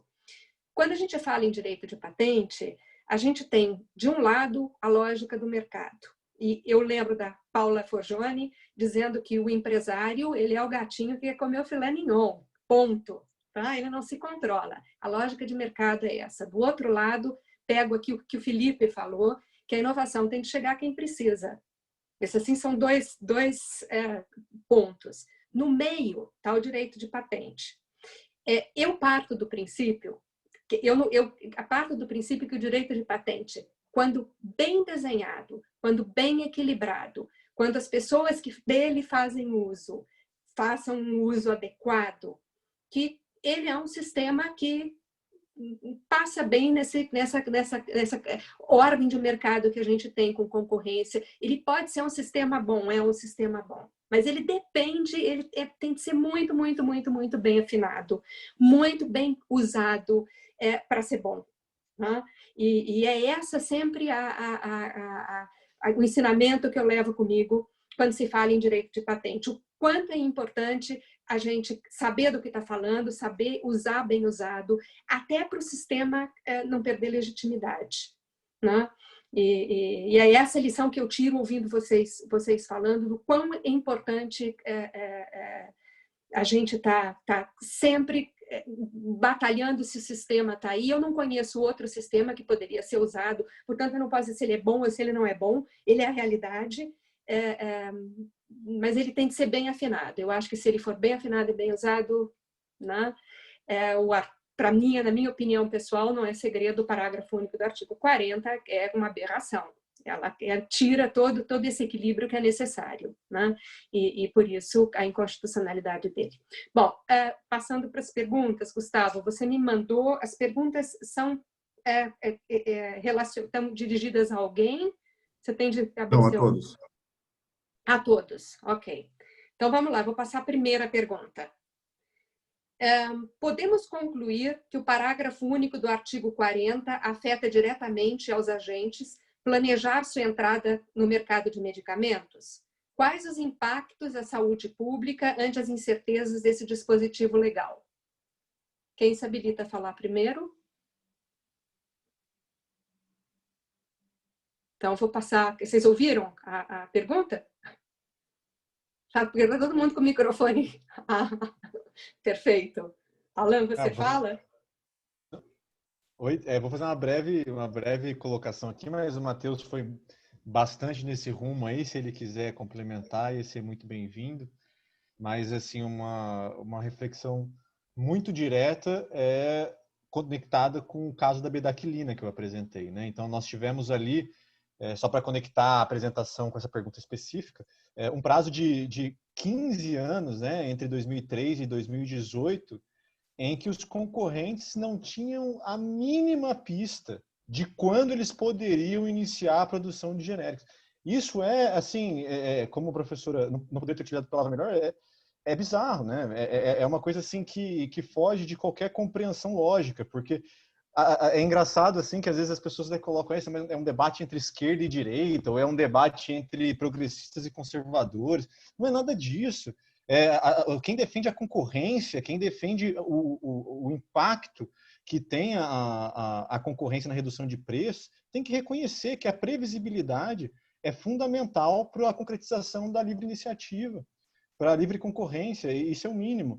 E aí, quem entende melhor dessas questões regulatórias poderia confirmar, mas como que uma sociedade empresária nacional poderia iniciar os preparativos para iniciar a produção de determinado medicamento genérico sem ter essa previsibilidade de tempo? Então, isso é uma provocação que a gente tem que levar em consideração, porque, mais uma vez, é uma coisa efetivamente prática, né? Como que eu vou preparar a minha fábrica se eu registrar meu produto, se eu não tenho nem uma previsão básica de quando que eu vou poder colocar ele no mercado, né?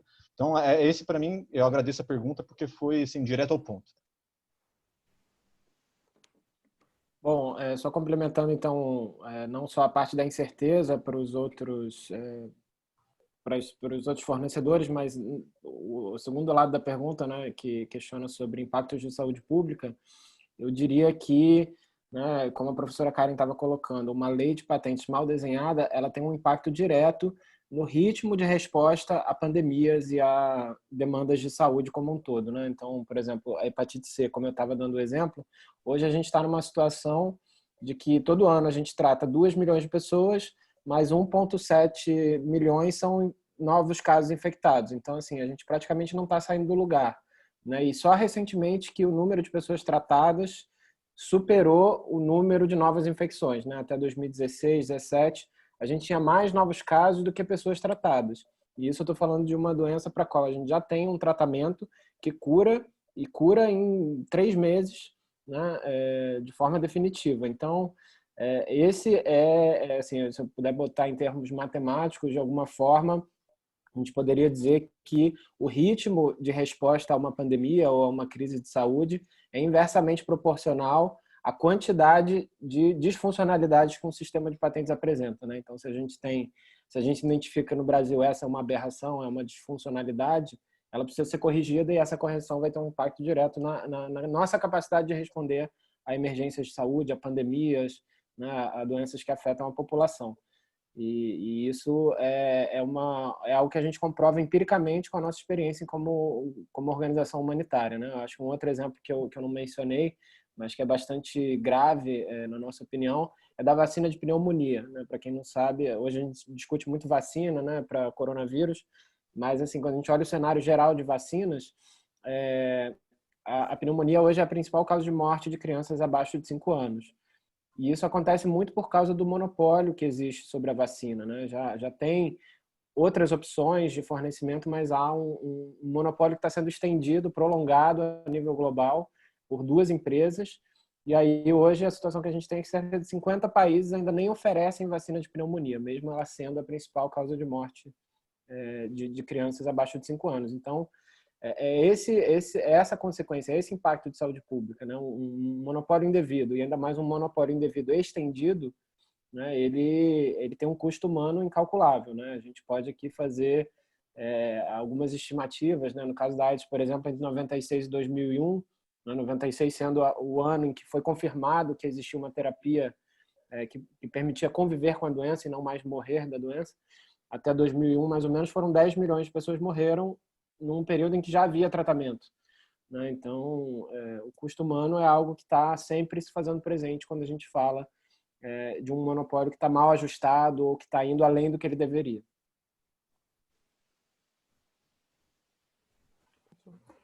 Eu, enfim, já concordo muito com a fala do Alan, do Felipe, eu não vou me estender muito, mas só uma consideração geral. Acho que a gente sempre é importante levar em conta que no setor farmacêutico existem muitos custos associados, que não necessariamente nem com a questão da inovação, mas com a questão de você realmente desenvolver um medicamento, por exemplo, genérico ou biosimilar, né?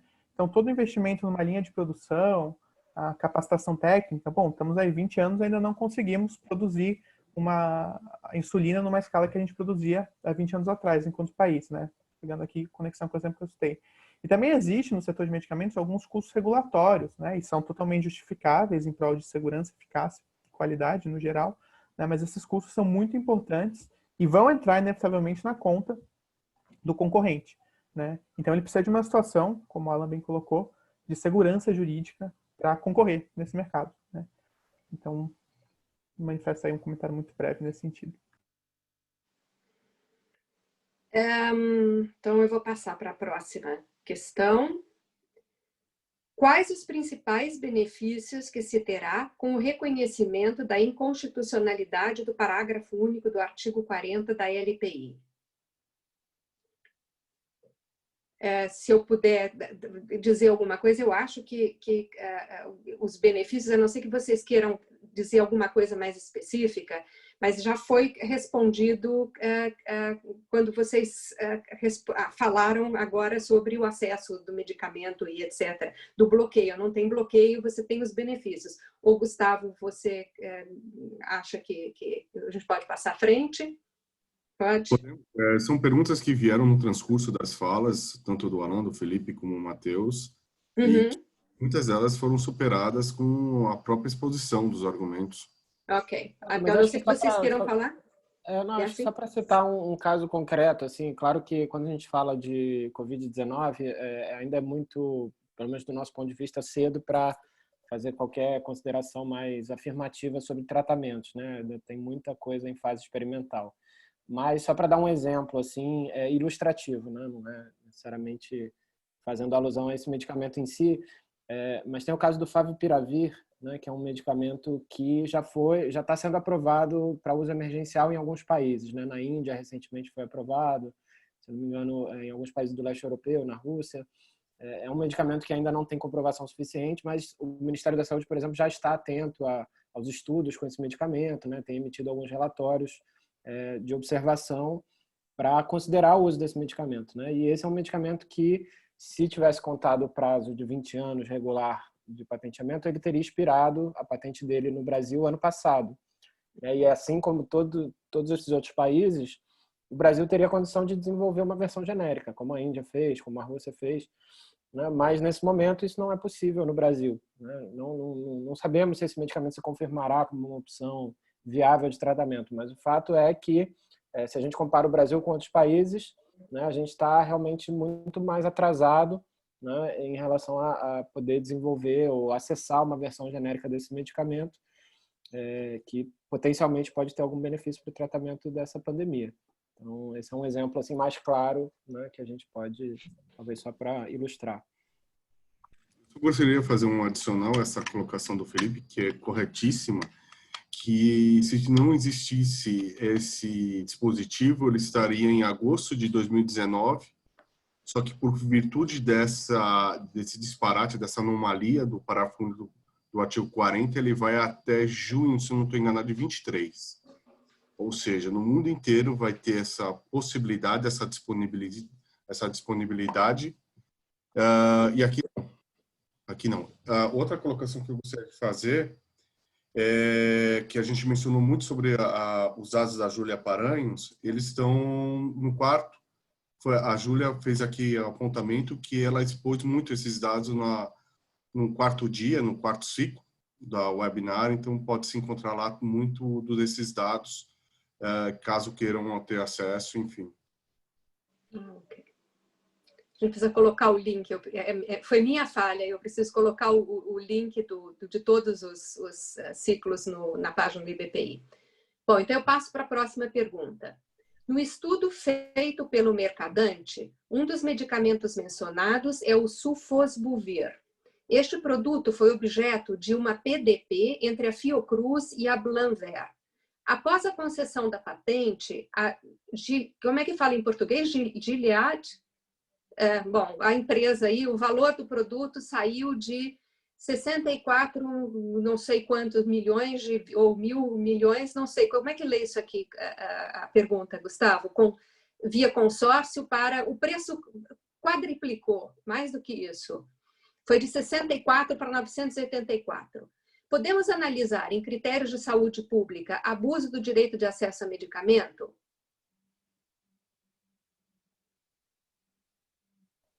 Quem responde? Eu só não tenho certeza se eu entendi o dado. Está querendo dizer que o preço subiu baseado em quê? Qual foi a situação que fez esse aumento de preço? Após a concessão da patente, a Gilead... Como é que fala o nome dessa empresa, Gustavo? Gilead. Gilead, ok. A Gilead, o valor do produto saiu de 64, o quê? Milhões? Mil? Reais. 64, ou de 64... via consórcio para 984. O preço foi oferecido de 64 e ele foi para 984. Ele estava na expectativa de direito, e aí quando foi concedida a patente, ou quando ele ganhou essa vantagem concorrencial, automaticamente ele alterou essa questão do preço, que muito com essa questão da composição que o Matheus trouxe.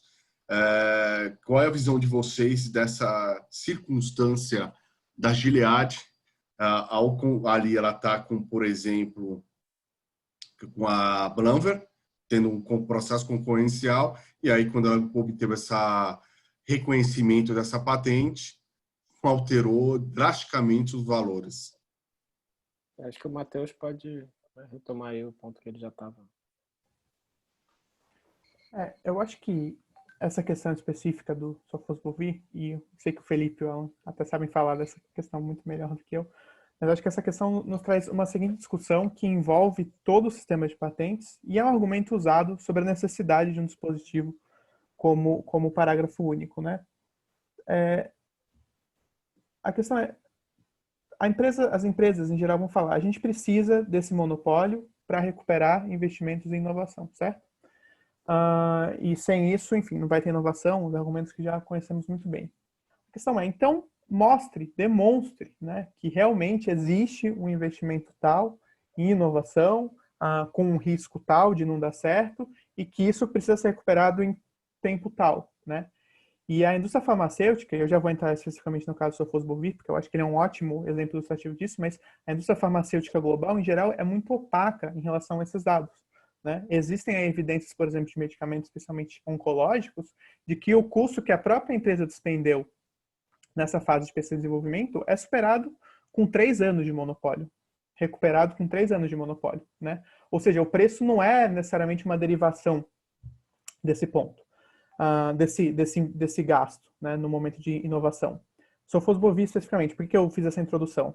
O Sofosbuvir especificamente foi objeto de uma discussão de uma comissão, inclusive no Senado dos Estados Unidos da América, em que levantou-se evidências, a meu ver, bastante contundentes, de que a empresa tentou manejar o mercado para cobrar o preço mais alto que ela conseguiria, né?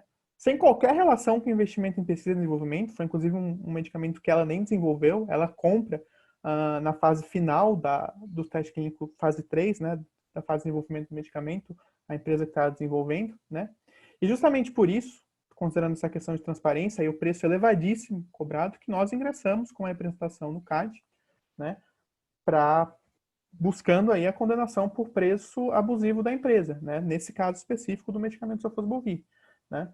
E falando um pouco da PDP, a Blanve e a Fiocruz, enfim, envolvemos aí um investimento do Estado, né? E tem as vantagens do investimento público, que ele tem maior manejo, assim, né? De interferir em situações. Mas a questão que fica clara aqui é como é difícil nessa situação de insegurança jurídica, e os vários idas e vindas do caso Sofosbuvir bem indicam isso, né?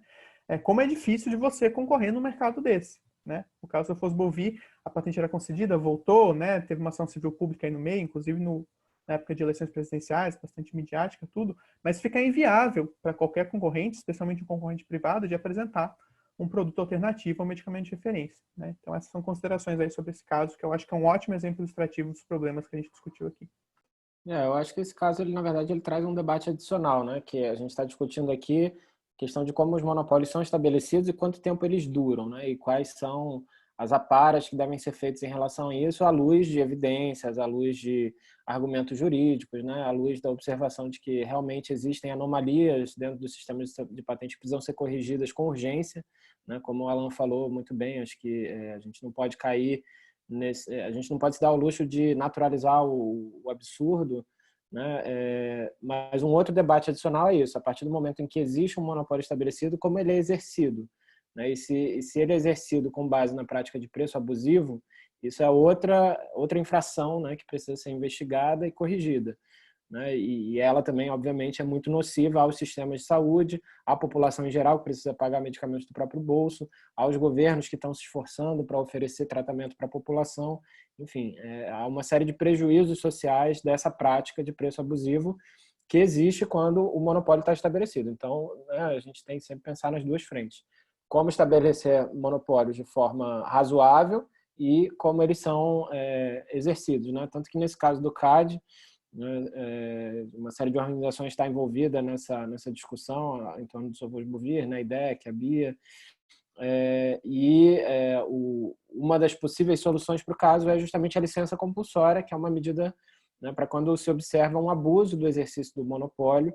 É uma das medidas legais que os países podem usar. Inclusive, no caso da pandemia de coronavírus, tem uma discussão muito forte no Brasil também sobre o uso de licença compulsória para as tecnologias de enfrentamento da pandemia, né? Por uma necessidade, inclusive, de abastecimento e de que seja possível, de uma forma sustentável, levar para todo mundo. Como é uma pandemia de fácil contágio e que está afetando a população como um todo, a licença compulsória em vários países está na mesa como uma opção assim prioritária não é para garantir acesso. Então, isso é uma forma também de coibir esses abusos que podem acontecer no exercício dos monopólios. E a gente já está vendo, né? Já tem vacinas aí para coronavírus anunciadas a $60 para uma pessoa, preços totalmente inviáveis para uma série de países, inclusive para o Brasil.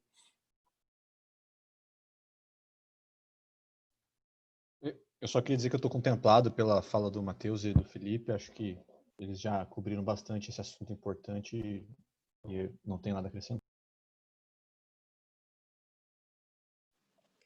É uma questão importante essa também.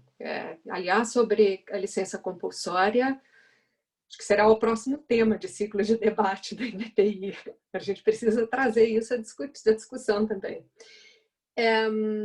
Vamos lá, deixa eu achar aqui, em termos específicos. Quais...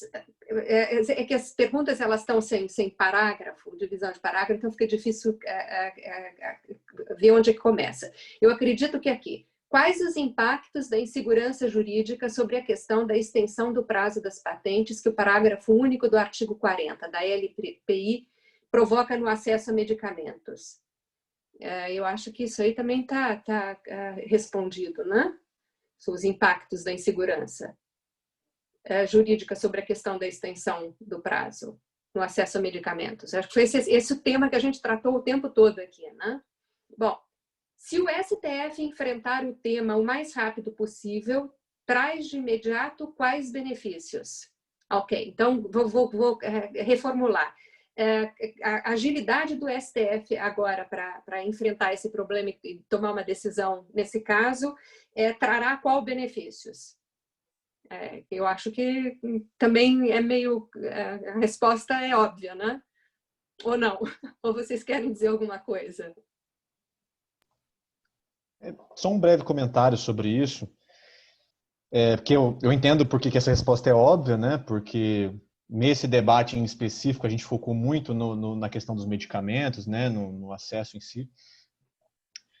Mas infelizmente ela não tem sido óbvia de maneira geral, né? Então eu gostaria de aproveitar essa oportunidade para reforçar esse ponto, porque claro que existem vários benefícios imediatos com essa declaração, desde os mais abstratos até os mais concretos, como nós temos discutido nas 5 edições, por exemplo, do seminário do IBPI.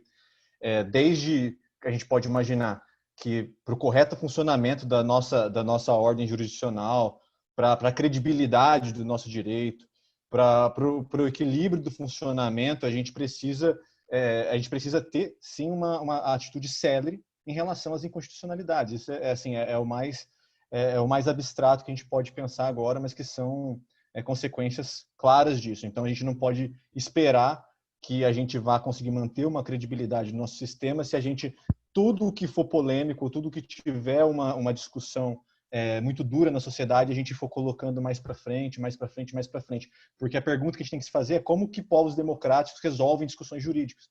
A gente precisa se perguntar isso, a gente precisa levar isso em consideração. Então, a gente não pode deixar o judiciário se afastar nessa. É para isso que ele serve.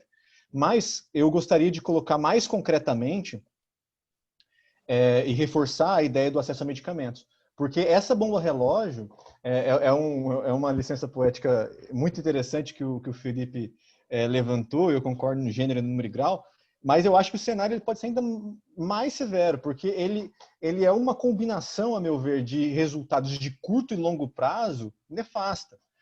A gente tem aqui agora coisas acontecendo, a gente pode ver aí o caso da Covid-19, que eu poderia, se a gente tivesse uma outra oportunidade, de também falar do Remdesivir, que é um outro medicamento importante, que está com todos os pedidos pendentes no INPI, e com pedidos pendentes há mais de 10 anos, então não adianta também, mais uma vez, né, a gente querer tramitar prioritariamente esses pedidos, porque que é uma outra ideia prática que tem sido dada, que a gente não vai conseguir resolver, mas nós também temos problemas de longo prazo, como os estudos que a Júlia coordenou de maneira brilhante, o estudo do TCU também mostra de maneira explícita.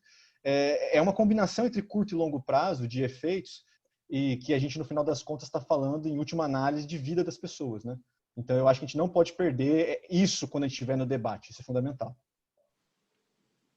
Eu vou fazer um comentário muito bem colocado, Alan, porque eu acabei de pensar nas patentes pipeline. E tá aí, foi um dos primeiros trabalhos que a gente fez no âmbito do IBPI Europa.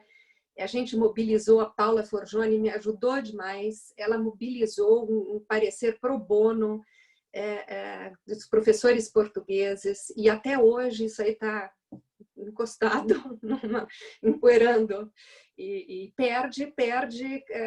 O problema é que essa situação das pipelines se resolve com o tempo, então a falta de ação resolve o problema, mas eu fico pensando, é o dinheiro do contribuinte, né, que paga todo o salário das pessoas que trabalham no judiciário.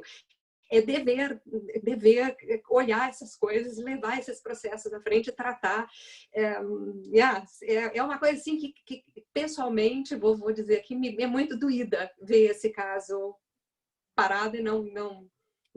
Isso me deixa muito frustrada. Mas muito bem colocado é isso. Democracia pede que a gente discuta isso e que seja tomada uma posição.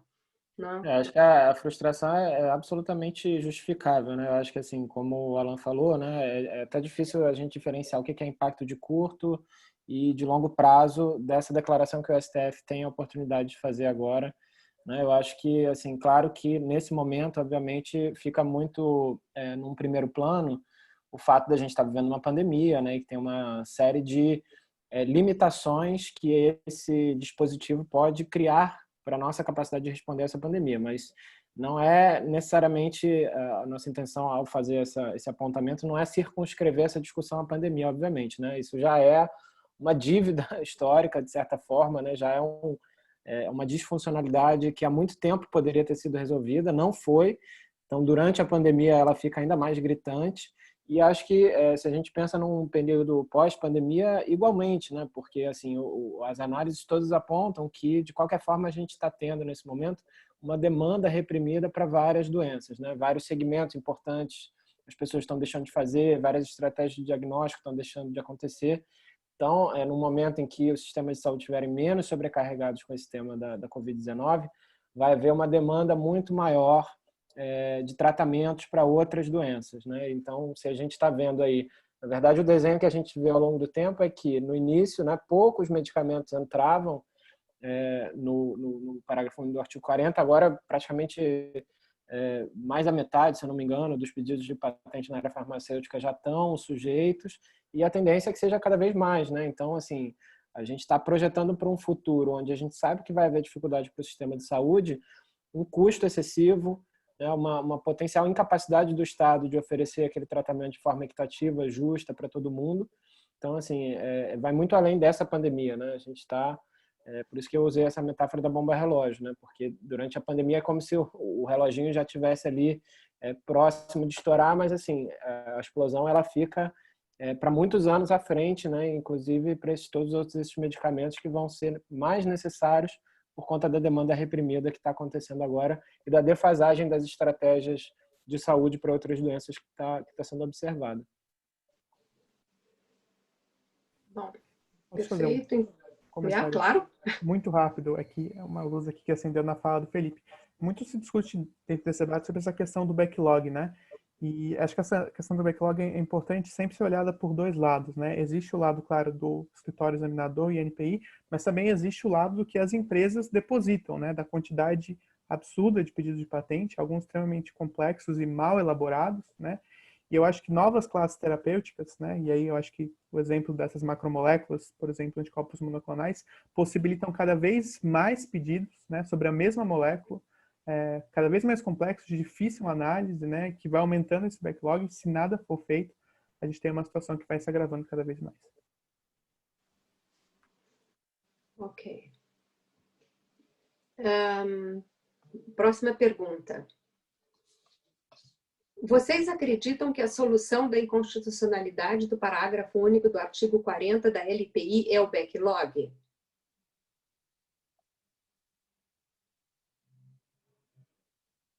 Alguém disposto a falar?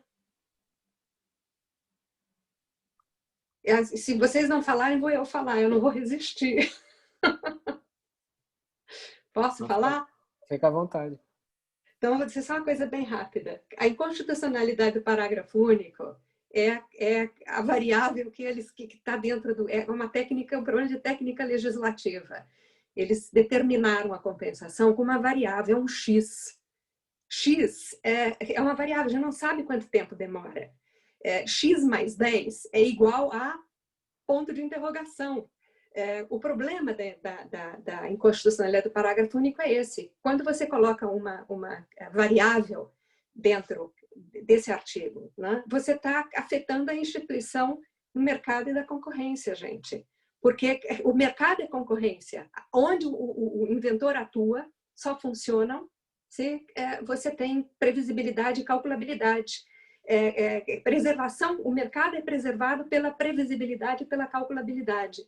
Né? O concorrente age nele, precisa da previsibilidade e da calculabilidade, o inventor precisa dele porque o que ele tem na mão é uma vantagem concorrencial. E aqui eu quero fazer uma deixa, quando foi falado que o inventor vai recuperar o investimento dele no mercado, ele não tem direito nenhum de recuperar o investimento dele no mercado. Ele tem uma vantagem concorrencial e ele vai ao mercado tentar recuperar o investimento, porque quem decide se ele vai ter investimento, recuperar o investimento ou não, é o consumidor. Se o consumidor não comprar, ele não vai ter recuperação nenhuma. Então, precisa afastar isso também. E eu acho que o problema da inconstitucionalidade não é o backlog, o problema da inconstitucionalidade é esse X que eles colocaram na lei, certo? O problema do backlog é um problema que cria problema também, mas a inconstitucionalidade, para mim, em primeira linha, está nessa técnica legislativa. Isso aí acaba com o mercado, acaba com a concorrência. E eu adoro a concorrência e defendo a concorrência. Acho que ela é importantíssima, certo? Sim.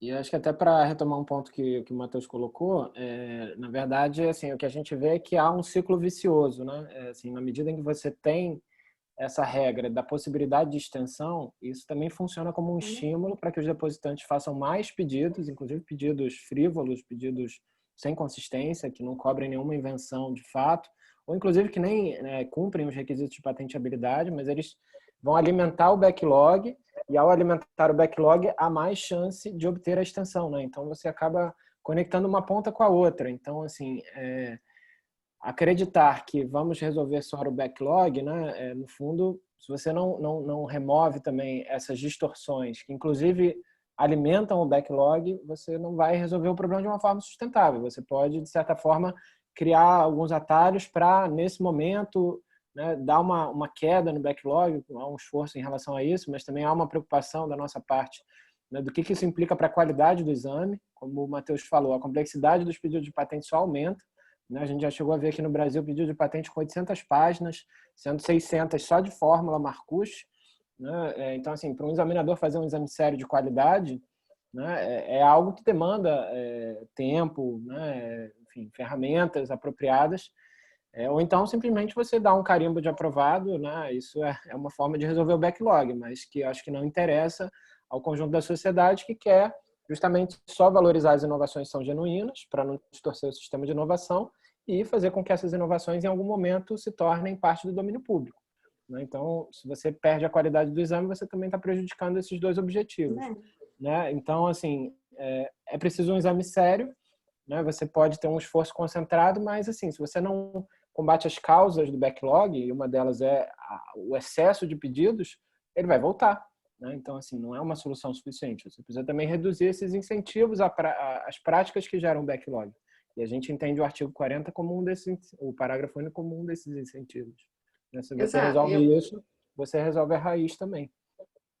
Eu acho que quando a gente fala das imperfeições, uma coisa que é importantíssima é que é dever do depositante depositar um pedido que é claro, que é bem elaborado. Isso é dever. E a gente tem prática na área de patente e a gente sabe como é que são apresentados os pedidos. Eu não sei quantas reivindicações e etc. Um sistema de patente que bem funciona começa com a atitude dos depositantes, que depositam um pedido de patente arrumado, em ordem e etc. No mundo ideal, onde todos esses agissem dessa forma, a gente nem teria backlog. Vamos dizer, cogito que seria até possível dizer que a gente nem teria backlog. né? Então, isso é um círculo vicioso muito ruim. O sistema é imperfeito, o sistema de patente. Ele precisa ser bem usado, bem utilizado, e não pode ter esse tipo de coisa, né? Só complementando. Eu acho o seguinte, só para dar não vou resistir, eu acho que é o seguinte, teria um objetivo próximo que tem do processo civil, o Código de Processo Civil, como litigância de má-fé. Ele tinha que ser penalizado aquele que o proponente de um depósito, nessas configurações, que ele sabe simplesmente ele quer ganhar a data de prioridade, mas ele tem um absurdo ali, não sai nada. Dentro do que o Felipe colocou, você vê os casos de mailbox, quando o próprio NPI tomou iniciativa, e tomou iniciativa porque sabia que existe um dado perverso nessa circunstância. Quantos detentores de patentes desistiram das suas patentes? Quantos? Olha a perversidade que é isso. Então, tinha que ter, deve ter, como falam, é como você vê os adversos sustentando que a licença compulsória está aí à disposição. Quantas licenças compulsórias tivemos? Nenhuma, praticamente. Só uma que foi colocada na mesa. Então, para compensar, olha, mantenha o parafuso porque você tem licença compulsória. Não. Então, como que a Caribim coloca, a gente tem que fazer realmente ajustes reais para aperfeiçoar o sistema de patentes. E uma das minhas visões é essa, aplicar uma penalidade pecuniária àquele que utiliza para fins inadequados, até ilícitos, na minha opinião, até enfim ilícitos. É isso. Só uma observação muito rápida sobre isso, até porque eu não poderia estar mais contemplado pela fala de vocês todos, mas eu não poderia deixar de conectar com as edições anteriores dos webinars do IBPI, da fala do professor Gésner Oliveira e da professora Paula Forgione, que estão muito conectadas sobre como que a gente vai relacionar, como que a gente vai construir e possibilitar esse funcionamento equilibrado que a professora Karen coloca, né, do sistema. Porque não adianta você esperar, a professora Paula coloca isso muito bem, que eles vão agir de uma maneira adequada por si só, né? A gente já recuperou isso, mas acho que vale a pena insistir de que eles agem por meio de incentivos e desincentivos muito claros. Então, não adianta esperar que eles vão agir de maneira ética, de colocar um pedido de patente ali de boa fé, como a gente está esperando, e a gente tem que estar de olho em que recados que a gente está passando para eles, assim, porque se a gente for olhar mesmo esses casos que a gente citou por cima, a gente vai perceber um dado muito interessante, que é a importância dos pedidos arquivados e dos pedidos indeferidos para a manutenção do monopólio de fato. Então, eles não estão preocupados com a qualidade do pedido de patente, porque quando você vai pegar a história de alguns medicamentos, você tem aí que os 5 primeiros pedidos de patente foram arquivados. Então, apesar de terem sido arquivados, ou seja, que pode denotar aí, entre outras coisas, uma baixa qualidade do pedido, ou um baixo interesse do depositante, etc., você vê que eles não foram inócuos. Enquanto eles estiveram tramitando, eles foram uma barreira para os concorrentes. Então, o sistema que nós temos hoje incentiva esse tipo de comportamento, e a gente tem que se perguntar, assim, para dialogar diretamente com essa pergunta que colocaram. Se a gente relegar uma inconstitucionalidade severa, gravíssima, como ficou explícito aqui hoje, a uma medida administrativa circunstancial, que tipo de recado a gente vai estar passando para esses agentes econômicos?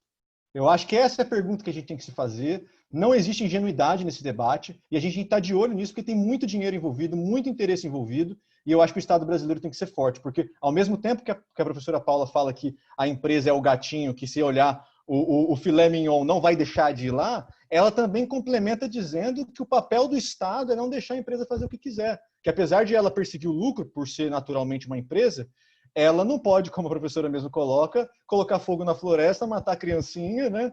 E fazer todo tipo de maldade por aí, inclusive destruir o mercado e a concorrência. Não, o direito está aí para isso, e isso está diretamente conectado com a inafastabilidade do STF em tempestividade. Então, eu acho que essa pergunta serve bastante para sumarizar o que a gente debateu aqui hoje. Ela foi muito importante. Agradeço por ela também.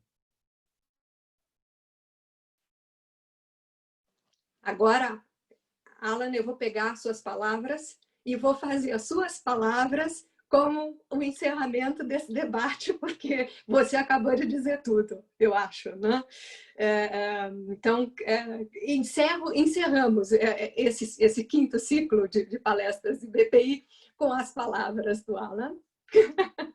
E eu agradeço demais vocês, foi uma discussão que eu aprendi muita coisa aqui, e foi muito bom, gostei muito. Estou trazendo um montão de coisa para pensar. O preço, por exemplo, está aqui na minha cabeça, a imagem da bomba relógio, uma série de coisas. E agradeço, então, muitíssimo a presença de vocês e espero que a gente tenha outras oportunidades para estar coordenando, falando, trabalhando juntos, né? Nesse tema que interessa a todos nós, né? Então, vocês querem dizer mais alguma coisa? Senão eu vou encerrar. Muito obrigado. Estou totalmente satisfeito de encerrar com as palavras do Alan também. Queria agradecer a professora Karen pela excelente condução, né? E parabenizar, no geral, o evento como um todo, todas as palestras foram muito importantes, acho que para o debate público, né? A gente fica feliz de contribuir desde da nossa experiência. Eu acho que foi uma contribuição incrível do IBPI promover esse ciclo. E a gente aguarda aí os próximos sobre outros temas também. Não, terão. Também agradeço, professora Karen, Gustavo, todo mundo que nos assistiu aí. Foi um prazer estar aqui. Obrigado, gente. Agradeço também ao pessoal aí que compôs a mesa com a gente. Agradeço a professora Karen, agradeço o Gustavo por esse trabalho hercúleo de não só esse, mas 5 seminários, né? Agradeço mesmo, a qualidade foi excelente e tenho certeza que foi muito importante para o debate e que isso não vai parar por aqui. Esse é só o início e a gente continua caminhando junto nessa. Muito obrigado mais uma vez. Bom, Gustavo, agora como você que vai desligar, você se despede por último. Muito obrigado, eu adorei esse quinto ciclo aqui, o quinto dia, e foi maravilhoso. Atendeu esplendidamente as minhas expectativas e muito obrigado mesmo por acreditarem nesse projeto. Tchau, tchau. Tchau.